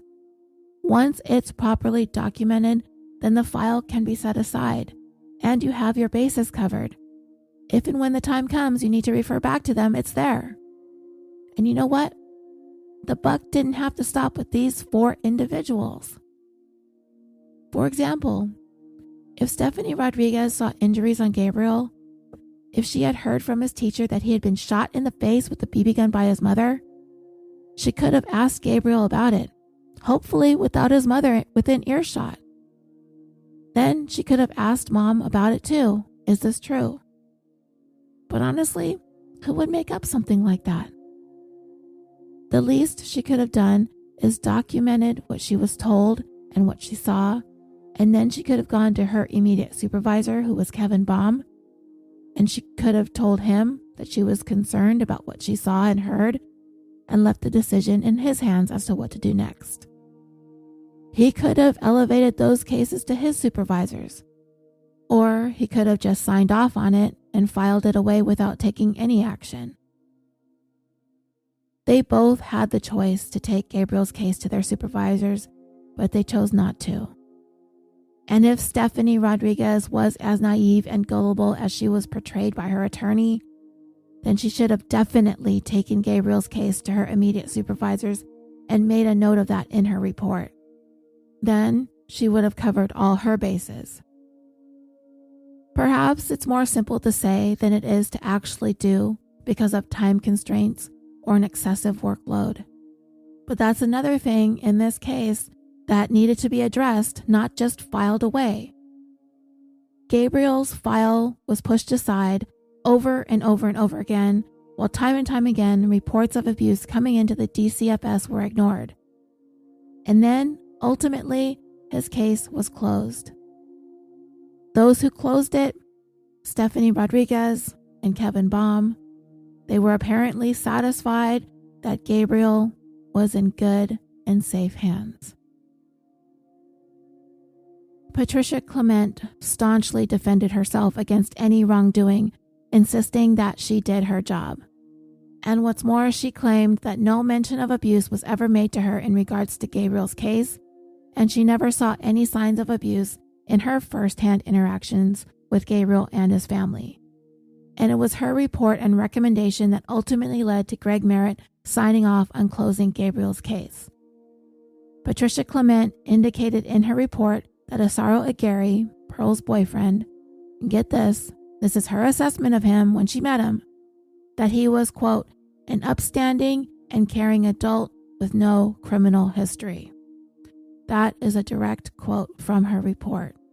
And not only did Patricia say that there were no red flags to be concerned about, and remember, he was listed at a high level of risk of abuse and neglect, that Gabriel's risk was decreasing, not increasing.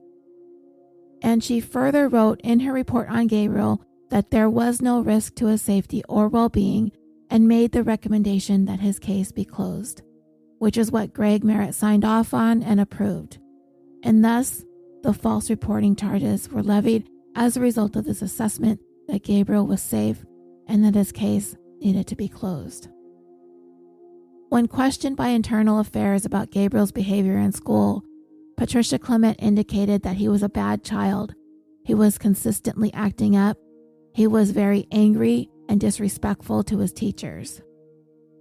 And dreamers, Patricia did not get this information from the school. She was told this by Gabriel's mom. And what's more is she did not contact the school or speak to Gabriel's teachers in order to see if what Pearl was reporting was accurate. She never verified this information. She just took what Pearl said again at face value. And for me, this just adds yet another layer of sadness to this tragedy, because essentially what is happening here is Pearl is painting this portrait of Gabriel as being a problem child, that all of this is happening to him, all of these visits from DCFS workers, all of these reports being filed, etc., that this is somehow his fault because he's acting up in school. And heaven forbid the kid is somewhat of a troublemaker or a disruption in class. How the hell else is he supposed to act when he's getting the ever-living crap beat out of him every single day at home?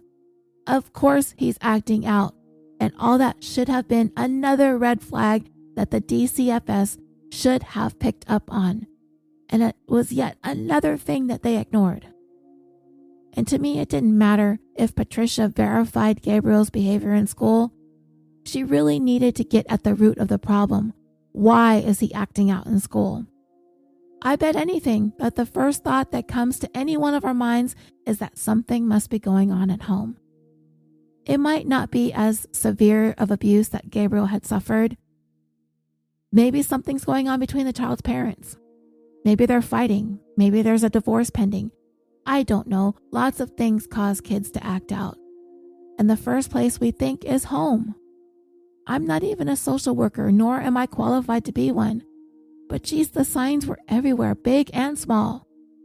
It's hard to imagine closing Gabriel's case made any sense in the moment that it was signed off on. It just makes absolutely no sense to me. But anyways, these 4 social workers were charged. Their actions were described as representative of an improper regard for human life and that they failed at every single level.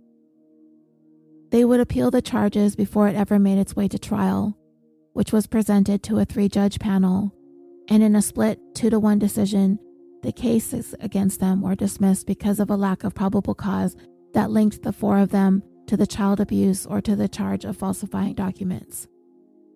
And that is where the case stands today against them. There is no case, and I don't think there ever will be one. But it was a long shot to begin with. And I'm not 100% sure if I agree that their actions rose to a level of criminality. I'm never one to feel that any person should be made an example of in the criminal justice system in order to intimidate others into enacting change. In charging Greg, Kevin, Stephanie, and Patricia, it is quite possible that in doing so, they would do more harm than good. If they were charged and convicted and sent to prison for 10 years, then who's ever going to want to get into the field of social work in the future? When your freedom can be taken away from you because one parent flies off the handle one night and murders their child, a child that is in the DCFS system as being at some level of risk of abuse or neglect, then that person as a social worker is going to have to live every single day worried that someone else's actions are not only going to cost them their job, but also their livelihood and possibly your freedom. Nobody deserves to work under that kind of pressure and stress. And you are essentially at the mercy of 100 or more families who have been reported on that they abuse their kids. And you have to hope that each child survives to the next day, or otherwise you might just be seeing the inside of a prison cell yourself. Nobody would want that. Nobody would want to do that job. And then you have all these well-intentioned individuals who at some point in their lives felt that they had a calling. The calling to get into social work, working with families, with children, helping, advocating, serving the community, doing good work. And then it turns out to be nothing like they envisioned. If these 4 were sent to prison, it would set a really scary precedent for the future of the DCFS and for the people who have made social work their life's work. Yes, there is a need for change. There needs to be more training, more staff, less cases per worker, better pay, better working conditions, and more defined guidelines with a plan to ensure that those guidelines are being adhered to. I'd like to think that there have been some changes in the department since Gabriel was murdered. I believe that they were. I'll get into that towards the end.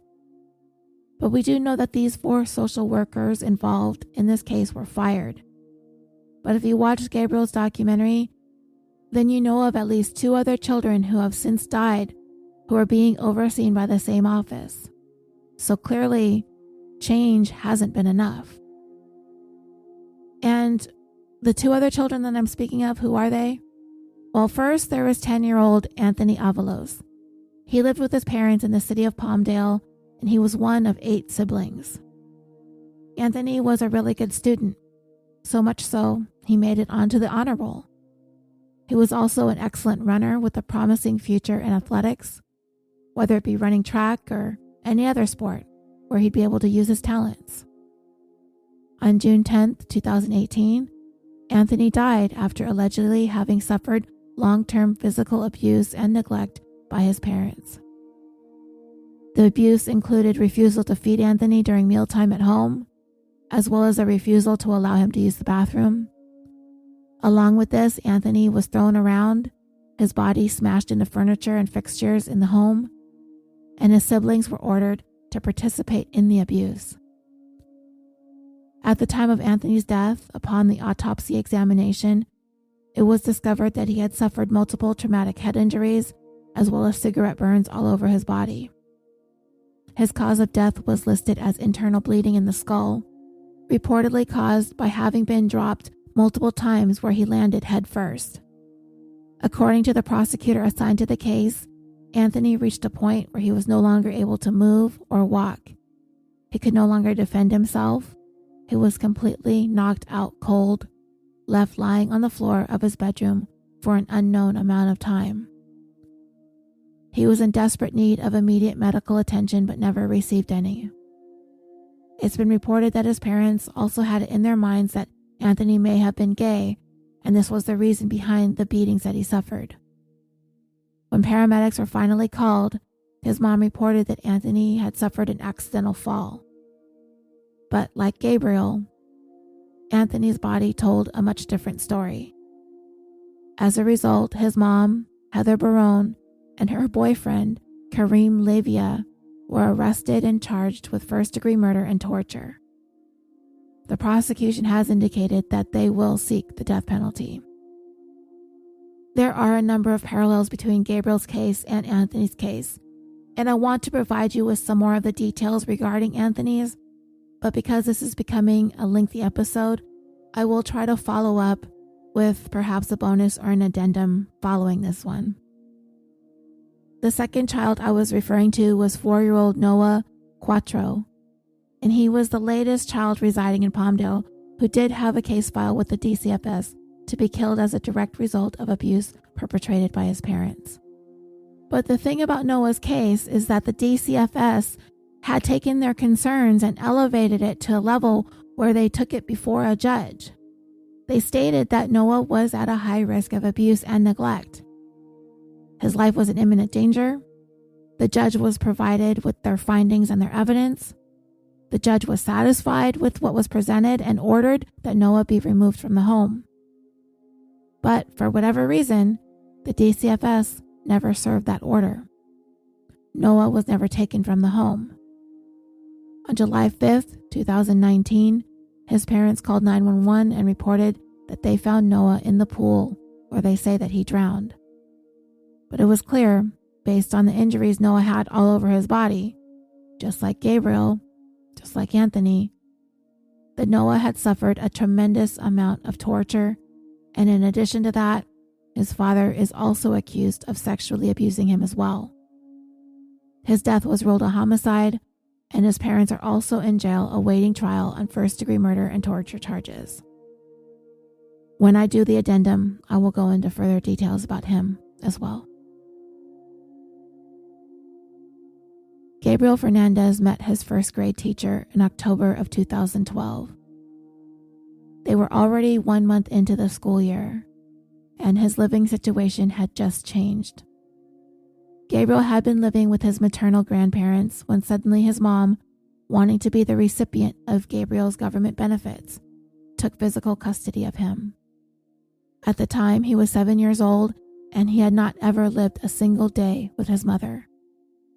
His grandparents objected to Pearl taking over custody of Gabriel, going so far as to report her to the local sheriffs, accusing her of having a long history of abusing her children. The sheriff's department, deciding this was nothing more than a dispute between them and their daughter over their grandson, found no reason to believe the allegations that Pearl's parents were making. And with that, Gabriel would now be in the custody of, and at the mercy of, his mother and her boyfriend, along with her 2 other siblings, at the time, an 11-year-old brother Ezekiel and 9-year-old sister Virginia. Gabriel's teacher, Jennifer, she liked Gabriel, but his parents, not so much. When they brought Gabriel in for the first day of school, they were unlike all the other parents. They were distant, cold, where normally parents are excited about the start of a new school. They encourage their children, they're supportive, wanting to do what they can to make the adjustment easier. But not Pearl and Isauro. They gave off a really negative vibe. They just seemed mean. That was Jennifer's takeaway from their initial interactions. This was a really mean couple. But Gabriel, he was quite different than them, and Jennifer took a liking to him right away. He was sweet, very different demeanor than his parents presented. He seemed starved for his teacher's attentiveness to him. He wanted to please Jennifer. He wanted to receive gratitude from her and praise. Instead of going out to play at recess, he'd linger in the classroom, wanting to volunteer his time to help her with her menial tasks. After about 2 weeks, that's when he asked those questions. Is it normal to be hit with a belt? Is it normal to bleed? Jennifer offered to talk to Gabriel about it once the other children were outside for recess. It would be at the end of that school day, that same day, she dialed the Los Angeles County Child Abuse Hotline, and that call would be captured on an audio recording. And in it, it's clear that Jennifer was nervous and anxious about making the call, and she was uncertain if she was doing the right thing, by reporting the conversation that she'd had with Gabriel. She was asking herself the same questions Gabriel asked her. Is spanking your child normal? Well, children get spanked all the time, and it doesn't ever reach a point where the hotline is called over it. It's just the way that some families discipline. But once Jennifer brought up that Gabriel was reporting he was being hit with the metal buckle of a belt and that he would bleed as a result, the caseworker who took her call strongly agreed that she was doing the right thing. Jennifer provided whatever details that she could, and a few days later she got a call from Stephanie Rodriguez.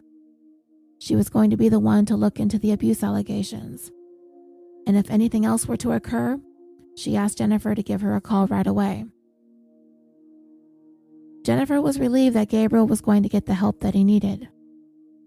However, a couple days after this conversation with Stephanie, Jennifer had a parent conference that she had scheduled with Pearl prior to having reported the abuse to the hotline.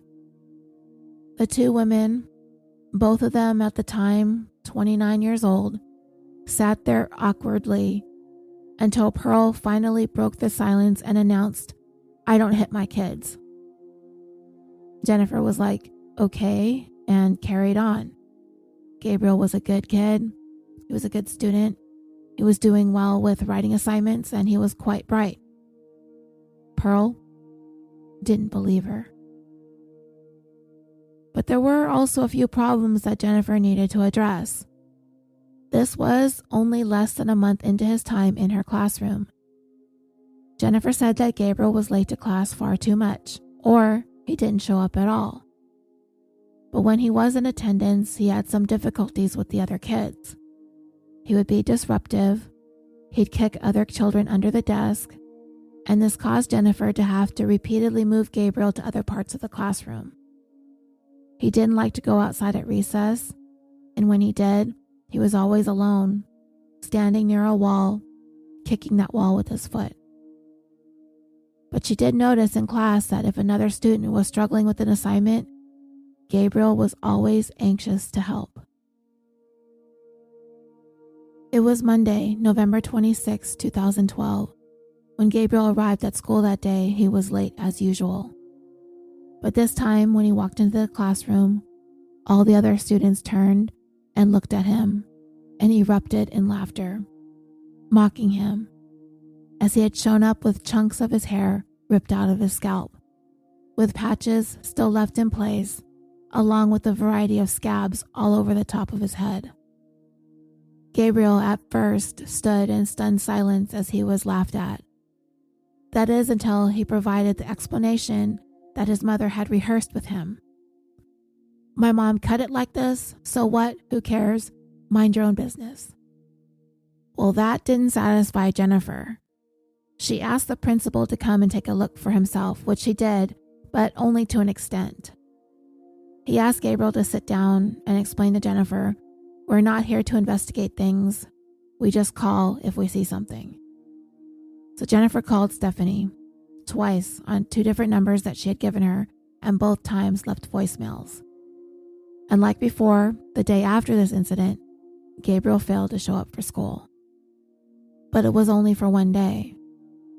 When he did come back, his hair was fixed as best as it could be, which was styled into a mohawk. And even though this wasn't as startling as what she had seen 2 days earlier, it still bothered Jennifer. So she tried calling Stephanie again, and again her call went straight to voicemail. The day after that, Gabriel showed up in class with a split and swollen lip. Jennifer questioned him, and he explained that his mom punched him, which prompted her to call Stephanie again, and finally, she answered. Jennifer was getting frustrated. Every time she sees Gabriel, he's been attacked yet again by his mom, and she wanted to know, what are they doing about it? Are they talking to Pearl? What does she have to say about Gabriel's injuries and his hair? What excuses is Pearl providing? But Stephanie couldn't say. That information was confidential. And over the course of the next few days and weeks, Things with Gabriel, whatever was going on in his home, were clearly growing increasingly worse. When the kids lined up and walked together single file, Gabriel could hardly keep up, explaining to Jennifer that his arms and his legs were in a lot of pain. Jennifer understood and encouraged him as best as she could, telling him to move at whatever pace was comfortable for him, but she'd wait.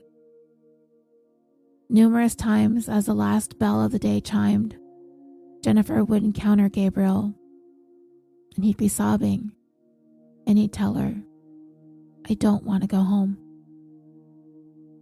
The incident where Gabriel said his mother shot him in the face with the BB gun occurred towards the end of January of 2013. Jennifer was reading to her class when Gabriel arrived late as usual. Everyone spun their heads around and collectively found themselves in a state of shock at what they were witnessing. The entire class of first graders. But they didn't laugh this time. This wasn't funny. It wasn't anything any one of those children were capable of understanding.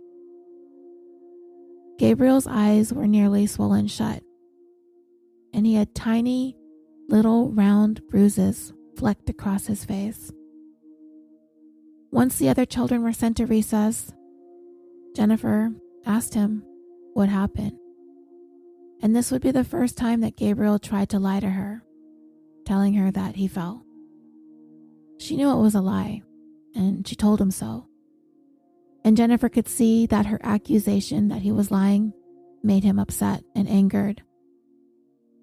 And as she pressed on, Gabriel finally blurted out that his mom shot him with the BB gun and admitted that he lied because every time he confesses something to her, that lady, meaning Stephanie, shows up at his house and he gets hurt more. Despite feeling as though her calls to Stephanie were only going to make things worse for Gabriel, she called anyway. She had to. Jennifer desperately wanted to know what Stephanie was planning on doing to protect Gabriel from further harm. She wanted to know if he was going to be taken out of that abusive environment. But Stephanie again refused to divulge anything to help ease Jennifer's growing fears and anxiety over Gabriel's safety and his situation in his home. And what in the world could Jennifer possibly have to say to Gabriel?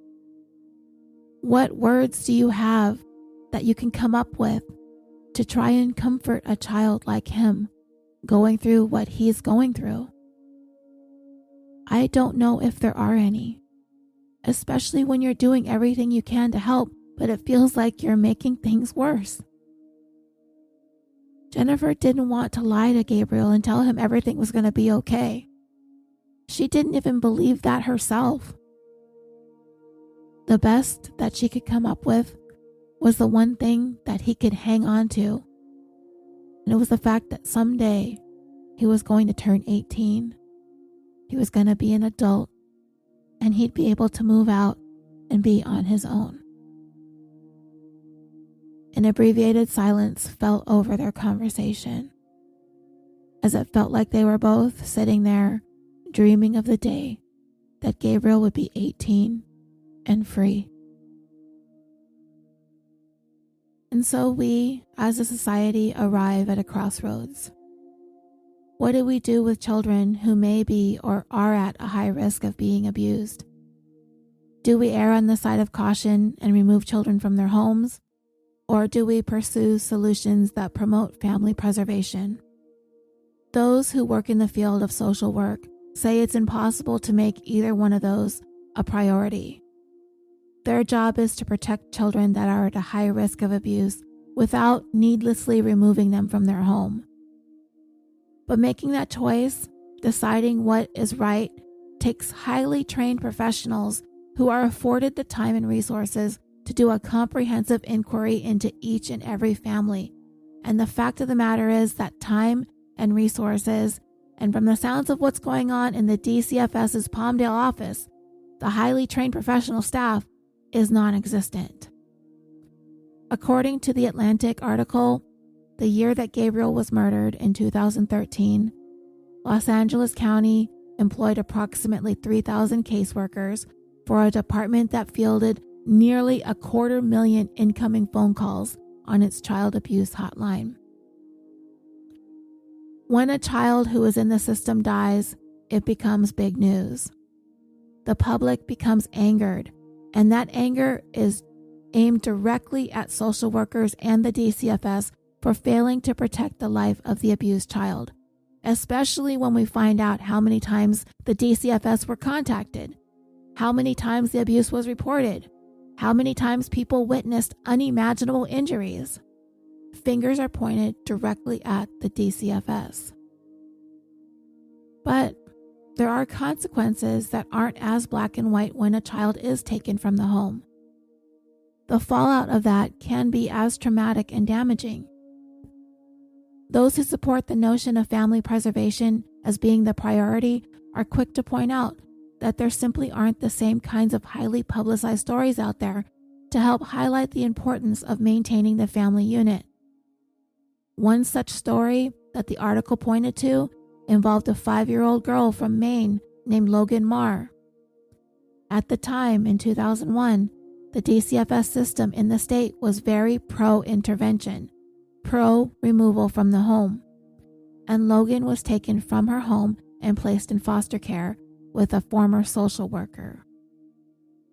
Logan ended up being murdered by that caregiver. The media attention surrounding Logan's murder caused a shift from intervention to family preservation, and over the next decade, the numbers of children in foster care dropped by 25% across the United States. But the statistics related to the rate at which children were being abused remained the same. And in California, the push for a drop in the numbers of children placed in foster care had been ongoing prior to the publicity surrounding Logan's death. During Bush Jr.'s administration, family preservation activists lobbied for changes in the way the Department of Health and Human Services were funded. There used to be some jurisdictions, Los Angeles County being one of them, that used to receive money based on the numbers of children who had been placed in foster care. So in other words, the more children in foster care, the more federal funding the department would receive. Well, the Bush administration changed that, allowing for each jurisdiction to continue to receive the same amount of money regardless of how many children were in foster care. Whatever money wasn't being used was to be reallocated towards family preservation instead of foster care. As a result, the numbers of children in foster care in Los Angeles County from 1998 to 2013 dropped from approximately 50,000 children to 19,000 children. So when Gabriel's file was started with the DCFS office in Palmdale, the chances of him being removed from his home were slim. Slimmer than they'd ever been. And Palmdale, from the way it's been described in various articles on this case, it's like working in a desert wasteland, far away from the high-rise office buildings where the higher-ups in the DCFS worked in their pretty little offices. Greg Merritt had even said there'd been times when he'd call the headquarters and they didn't even know Palmdale was in their jurisdiction. And because Palmdale is so way out there, it isn't an office that people would honestly work at by choice. But they had to take what they could get because there was a spike in the city's population, and it was mostly lower income, struggling families. And there have been a number of studies conducted over the years that have made a definitive link between poverty and child abuse. And with that increase in population came an increase of incoming calls to report child abuse. And that increase was rising faster in Palmdale than any other city in the greater Los Angeles area. And nobody wanted to work in that office. In fact, a ban on transfers out of the Palmdale office was enacted, otherwise there'd be no staff. That was the place, dreamers. These were the people. This was the state of affairs in that office when Jennifer Garcia decided Gabriel Fernandez needed their help. And of all the various responsibilities that DCFS workers have in their specific jobs, the worst one, the one that nobody wanted to do, in this office The last place anyone wanted to be assigned to work because it was so challenging is the job of child abuse investigator. Yet, it is hands down the most important one. Because nobody wanted to do that job, it was the department's policy to start newcomers off there. That's when Stephanie Rodriguez was hired and assigned there. The job that nobody wanted in the office that nobody wanted to be at. She had a degree in psychology, but absolutely no background or experience in social work. At any given time, Stephanie would have as many as 40 cases to investigate. When Gabriel's teacher called the child abuse hotline, his safety and well-being was placed in Stephanie's hands. Kevin Baum was Stephanie's immediate supervisor. At 33 years old at the time, he was only 5 years older than Stephanie, and by all accounts, he thrived in his role, having earned his master's from USC's School of Social Work. It was up to him to oversee Stephanie's work. When she needed to make a decision, she consulted with him and he would either approve it or deny it. His would be the last signature on all her reports. And what is so perplexing is that Kevin had always been known for his meticulous work in reviewing reports, making necessary additions or corrections, and asking all the right questions. This guy was careful and thorough and detailed. He dotted the I's, he crossed the T's. Yet he so grossly mishandled Gabriel's case despite his reputation for his fastidiousness. What baffles us even more is the fact that Pearl Fernandez, that woman just didn't suddenly come out of nowhere when she began putting a beat down on Gabriel. In the decade leading up to his murder, records showed that at least 4 calls had been made to the child abuse hotline with accusations of abuse and neglect of Pearl's other children. We know that she abandoned Gabriel at the hospital when he was born, but she also abandoned her youngest child, a daughter, Destiny. And another child, Arnold, that was a year older than Gabriel, was removed from her home, and she eventually lost custody of him. So Pearl had a history of abuse, neglect, abandoning, and losing her kids.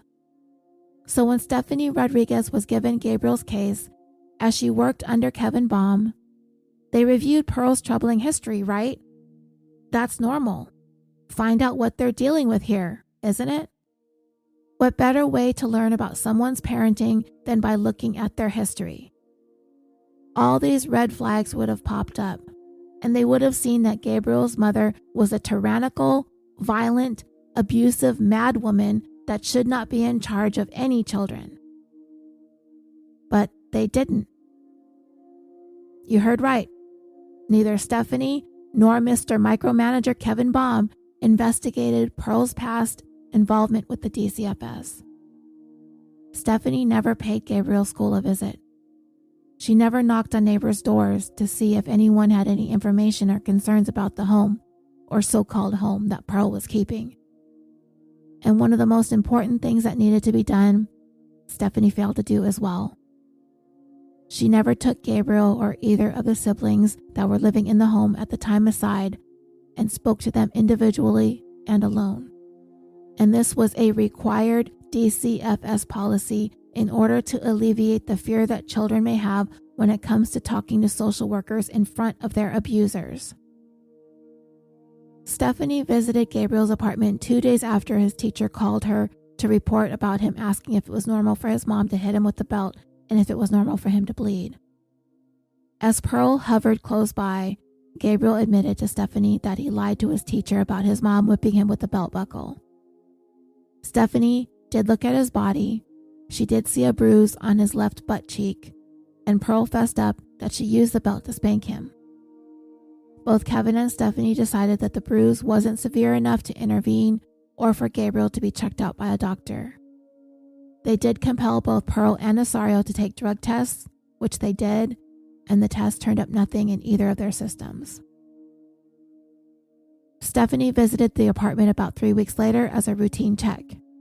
She wrote that the children were all well dressed, that they appeared healthy, and they did not have any injuries or bruises.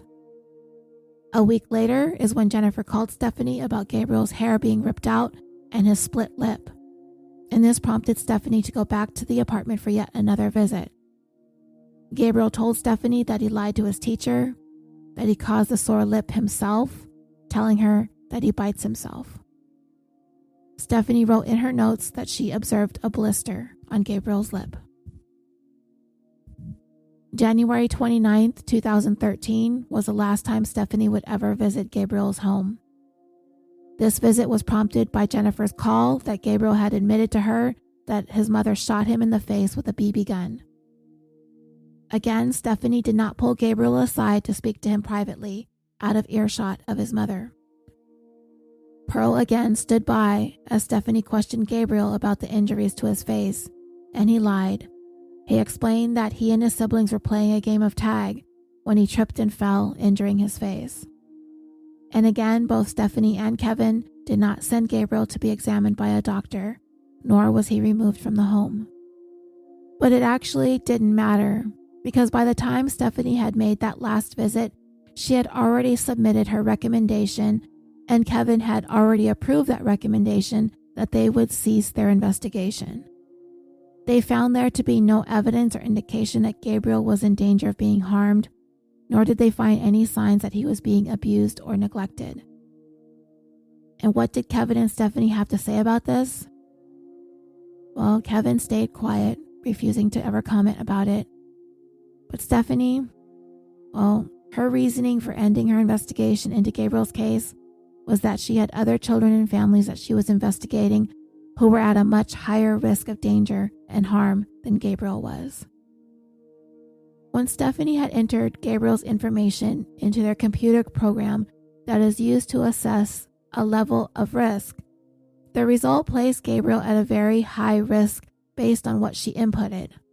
It would have then been required of Stephanie to elevate Gabriel's case for further consideration, which means his case would have been sent to a judge, and the judge would then make an order, possibly in order to assist with rent, as poverty is often an aggravating issue, or the judge may order the parents to attend anger management courses, all the way up to a judge possibly ordering the child removed from the home and placed in foster care.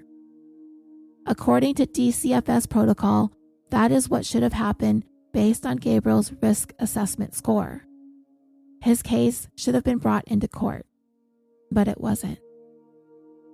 Rather than elevating Gabriel's case into the court system, Stephanie went and spoke with a colleague a few cubicles away from hers with the family preservation unit of their office, the unit that Greg Merritt was in charge of.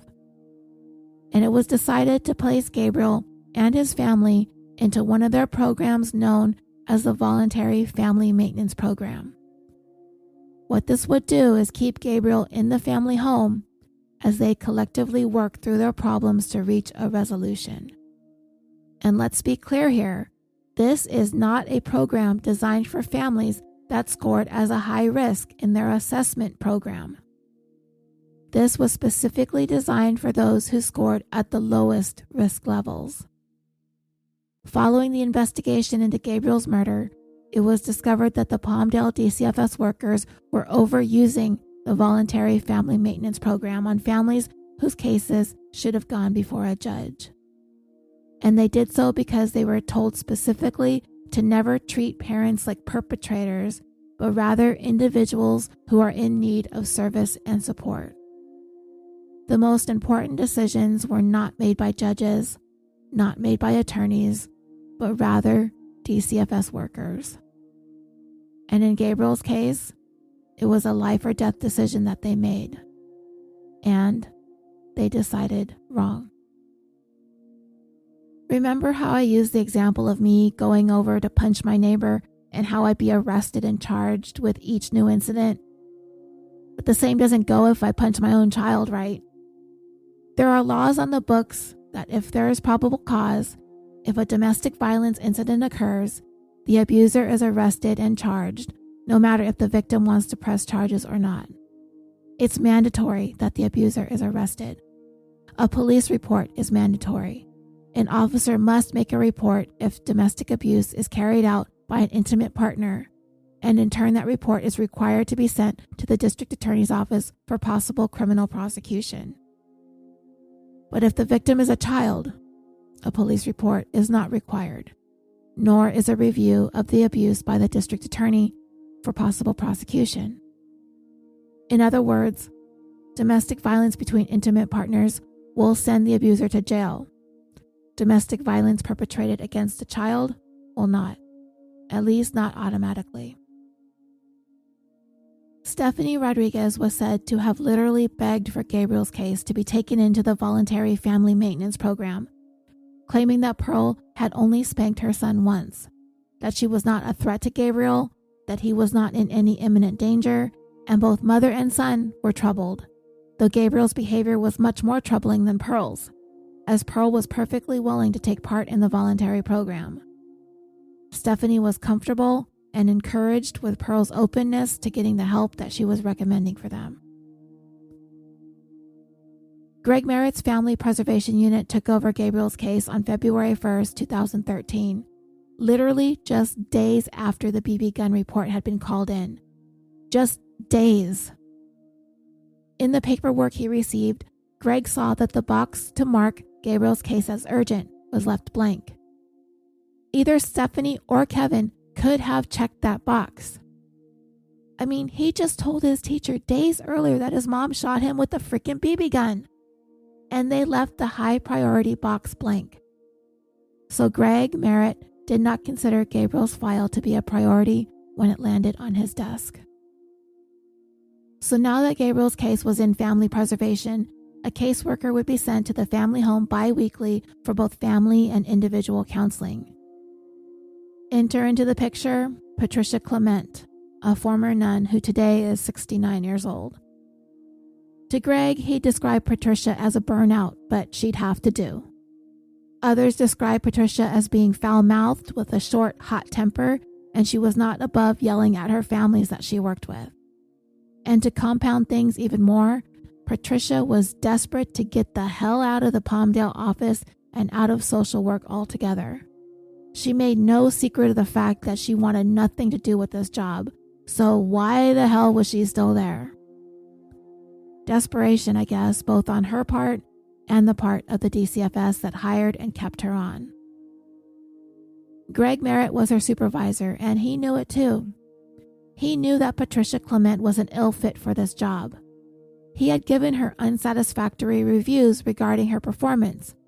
Her work was consistently subpar, but he has said that his bosses altered his reviews of Patricia, marking her instead as being competent and fit for duty. We'll come to find out that because DCFS workers are union workers, Greg is actually not allowed to give his subordinates unfavorable or negative reviews if they were at their capacity with their caseloads, which they were. So if I'm understanding correctly, as long as a DCF worker is overloaded with case files, nobody is allowed to write up a negative work performance review, nor are they to be fired, demoted, suspended, or otherwise disciplined at all. In other words, they have no fear of repercussions or consequences. Patricia Clement was free to yell and scream profanities to her heart's content, and nobody could do a damn thing about it as long as her caseload was full. Okay, that doesn't sound too legit, but whatever, it's the union, I guess, that they're doing what they're supposed to do to protect their members' jobs.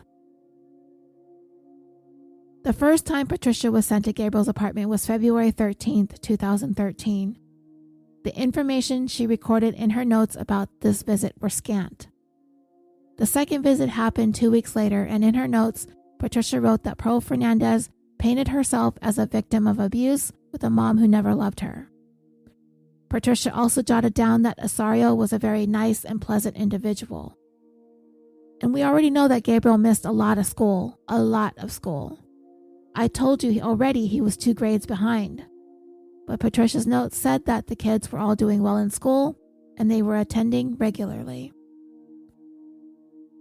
Several of Gabriel's suicide notes were discovered by his brother, Ezekiel. Pearl spoke to the family therapist, Carmen Legnorgant, on February 27, 2013 about the notes. Carmen in turn spoke to Gabriel about the notes he had written and asked him if he really meant what he wrote, and he said that he did. She reported this information to both Greg and Patricia, and she called 911 to report the suicide notes, but neither Greg, Patricia, nor the police took action. Patricia's third and final visit to Gabriel's home took place on March 6, 2013. At this time, Pearl Fernandez informed Patricia that she was no longer interested in participating in the voluntary family maintenance program. And Patricia was like, "Cool, we'll take you out. One less family to worry about." In the file, Patricia wrote the following, quote, "It is my assessment that the mother is overwhelmed with her own emotional pain and she is unwilling to continue with counseling at this time. There are no safety risks to the children's welfare at this time." And with that, Patricia Clement recommended that Gabriel's case be officially closed. And as I said earlier, without reading Gabriel's entire file, Greg Merritt relied on Patricia to make the appropriate decisions and signed off on her recommendation. The incident with security guard Arturo Martinez occurred on April 26, 2013. Gabriel would have less than a month to live. It was clear to Arturo, without any of the professional training that the others who worked Gabriel's case and had closed it had, that Gabriel's safety was in jeopardy. As Gabriel sat with Pearl in the welfare office, she began screaming at him, at which point Arturo approached her and told her she needed to simmer down. He clearly saw what he believed to be cigarette burns all over Gabriel's head and neck, as well as ligature marks around his wrists, an indication to him that this boy had been tied up and bound. He also later stated that Gabriel had a black eye, he had numerous lumps all over his head, and his skin was a putrid yellowish color. And as Arturo stared at Gabriel, Pearl suddenly noticed and quickly snatched Gabriel and her other kids up and did what she could to shield Arturo's view of her battered son and left the welfare office. And as I told you previously, Arturo's supervisors told him to stay out of it.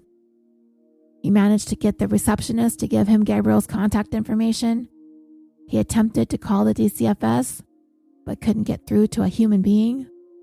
Then he called 911 and told that this was not an emergency, so he was directed to the non-emergency number, which he called. He was later informed that a sheriff was sent to the home, but nothing alarming was found, and they left. Shortly after this, Arturo Martinez requested to be transferred out of that office, disturbed by the unwillingness to want to help a child who was clearly in desperate need of it. Through all the abuse that Gabriel suffered, he continued to want to try and please his mother.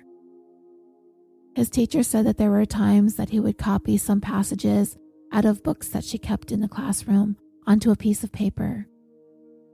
He'd do his best to copy the sentences correctly, and he would ask Jennifer if she would use her marker that she graded papers with to write an A on it for him, so he could show his mom and that she would be proud of him. And then, in a misguided attempt to win favor with his mother, Gabriel stole his teacher's iPod and tried to give it to Pearl as a gift. This got him in a lot of trouble, and to punish Gabriel, Pearl forced him to go to school the following day wearing a pink miniskirt and polka-dotted leggings. He arrived in class with his head hung in shame. Later that day, someone had given him a large t-shirt to wear over the clothing that his mother had dressed him in.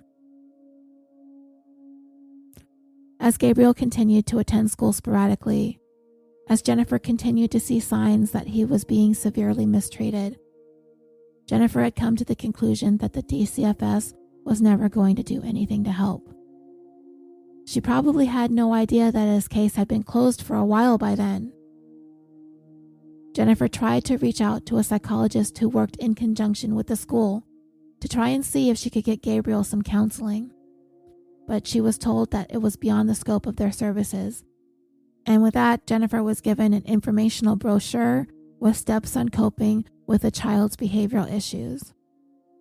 Jennifer, frustrated and in disbelief, tossed the brochure into the garbage. Towards the end of April of 2013, Gabriel's appearance was worse than ever. The blood vessels in his eyes were bloodshot. The skin on his forehead was peeling. He had injuries all over his face and neck.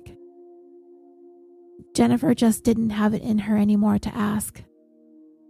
Instead, she asked him if he wanted to make a special gift for Mother's Day for his mom. Of course he did. And he worked so hard on this Project Dreamers. I've described his Mother's Day project. You can see pictures of it all over the internet. It was such a sweet and loving gesture on his part. It was really heartfelt. This woman, his mom, she did not deserve this child. I swear she did not deserve him or his love for her. Jennifer called Stephanie again to report the new injuries, but she got no answer. She left a message but got no call back.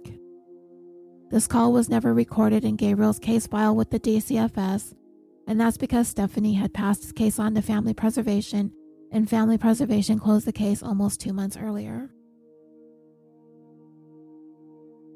A couple more days passed. Gabriel approached his teacher and told her that he was having some pain in his eye.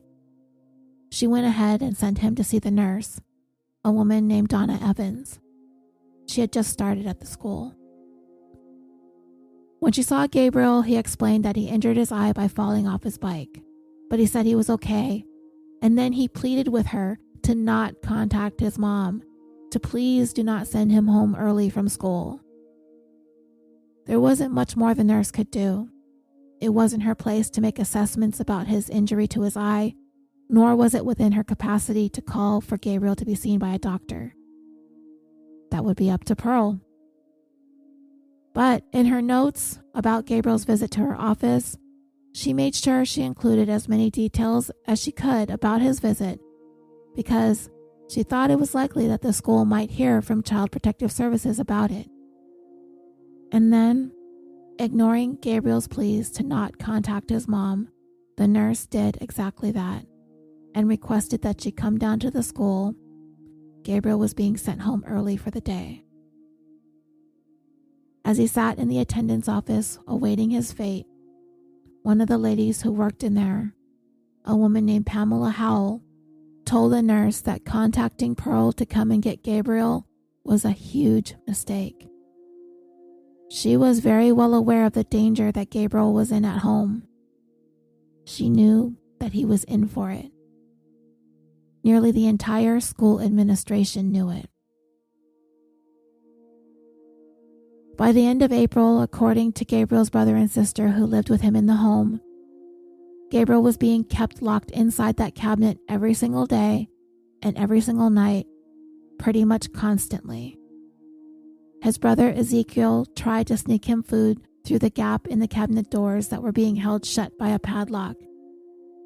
Ezekiel also reported that Pearl and Isauro forced him to beat Gabriel too, and if he refused to comply, he would be beaten.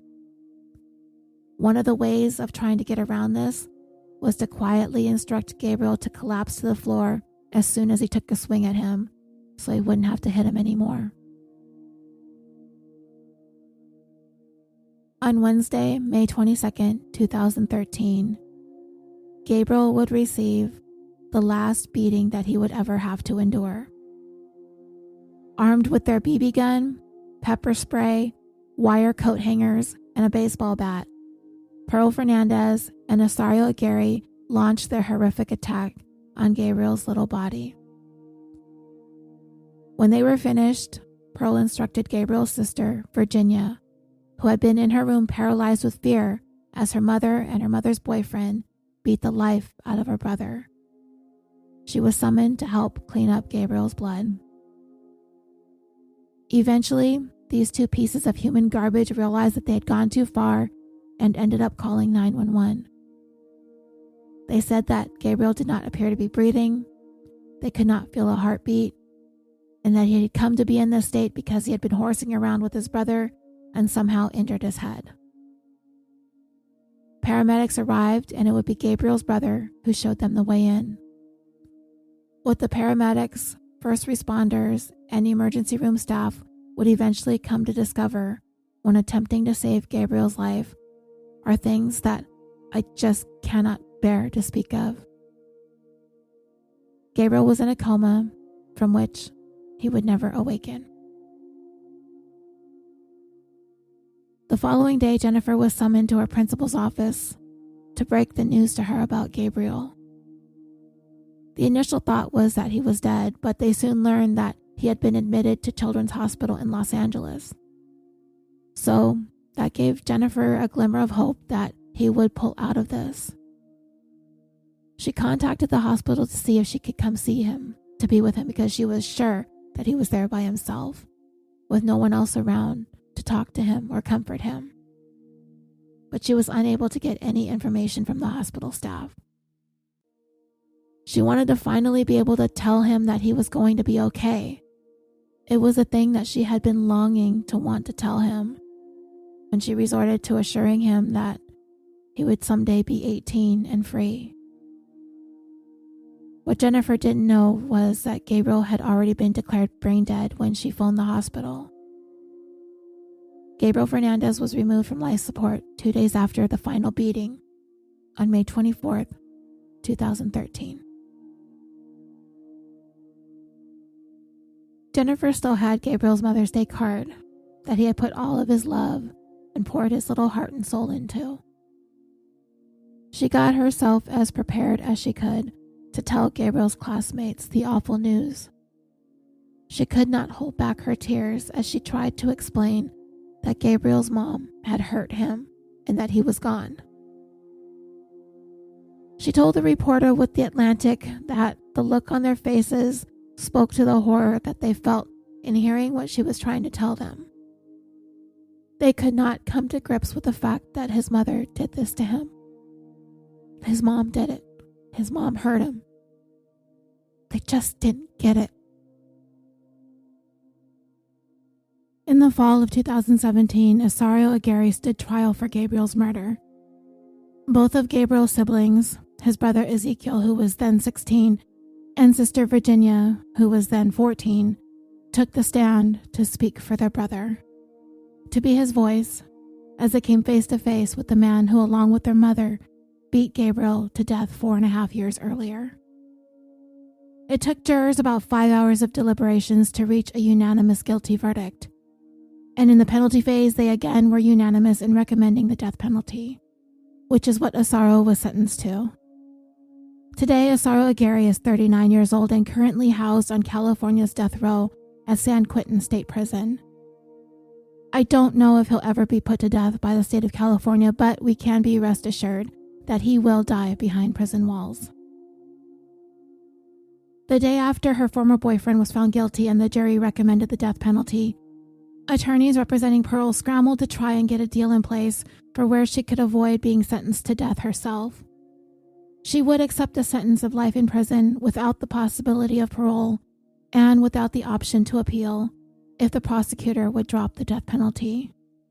Pearl's children, who had by then moved out of state with a relative, asked the prosecutor to take her plea deal.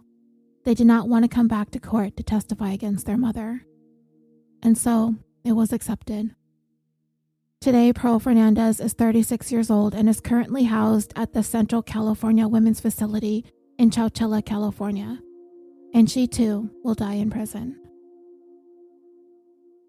Greg Merritt, Stephanie Rodriguez, Kevin Baum, and Patricia Clement were criminally charged in the spring of 2016, some 3 years after Gabriel's death. In that time, their cases had been under review to see if there was enough to bring about indictments. By then, all 4 of them had been fired from the DCFS and thought that their roles in Gabriel Fernandez's case was long forgotten. But people weren't so quick to forget. These 4 individuals were maligned in the community, and none of them were faring very well in the wake of Gabriel's murder. Patricia Clement, unable to recover financially from losing her job, was forced into bankruptcy. Stephanie Rodriguez had moved out of the area, but it was impossible for her to evade her association with Gabriel's case. Her image had been plastered all over the media and news outlets. Everyone knew who she was, and everyone hated her. Kevin was able to put his master's from USC to use, finding work as a child custody assessor in divorce proceedings, but he was fired when he was charged in Gabriel's death. Last anyone heard, Kevin Baum was working as a gardener. As for Greg Merritt, he has not been able to find steady work, and as of late 2018, he occasionally stalks bears at the fairgrounds located in the Antelope Valley. His faith, he says, has kept him from completely losing it. And as I said earlier, the criminal case against the four of them seemed to be moving forward, but the charges against them were tossed out earlier this year through an appeal. Since Gabriel's death, the DCFS has initiated a number of improvements. Upwards of at least 1,000 new caseworkers were hired on. Every person at every level of the Department of Children and Family Services has been issued a smartphone, which they had never been given prior to Gabriel's murder. New training and instruction techniques have been introduced, and the standards for a family to be accepted into the voluntary family maintenance program have been overhauled and tightened. But it is not a perfect system.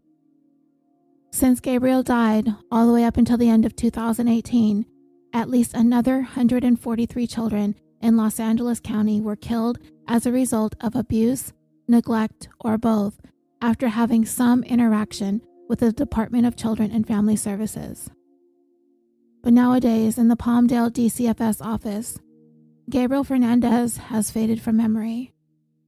Maybe not so much now since the documentary on Netflix, but prior to that, because of all the turnover, it really isn't anything anyone really talks about or ever really cares to. To most, it's the past. They can only worry about the cases piled up on their desks today.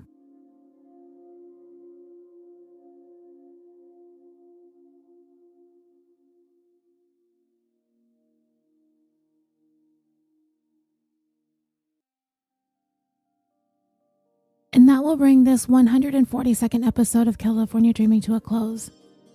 Please come over to our Facebook discussion group if you haven't done so yet and request to join. It is there we discuss all the cases that we cover.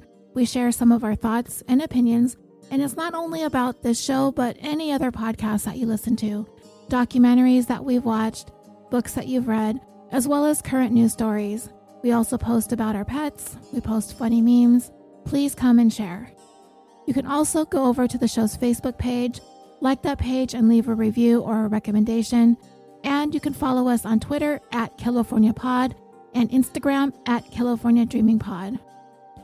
And I would like to wish the following dreamers a very happy birthday: Lauren B., Virginia and Aaron S. on April 1st, Michelle C. on April 3rd, John B. on the 4th, Caitlin P. on the 5th, David S., Mr. California Dreaming, and Todd M. on the 6th, the host of True Crime Finland on the 7th, Sherry R. and Brent A. on the 8th. California Dreaming is brought to you by the Orbital Jigsaw Network, a podcast production company on a mission to create some of the best podcasts to listen to, with an eclectic roster of shows with content including true crime, history, sports entertainment, gaming, and social media. So visit our website at www.orbitaljigsaw.com. It is there you will find the links to all of our podcasts, as well as a direct link to our merchandise store on TeePublic. Again, that's www.orbitaljigsaw.com. Thank you again so much for listening. I'm your host, Roseanne. Until next time, sweet dreams.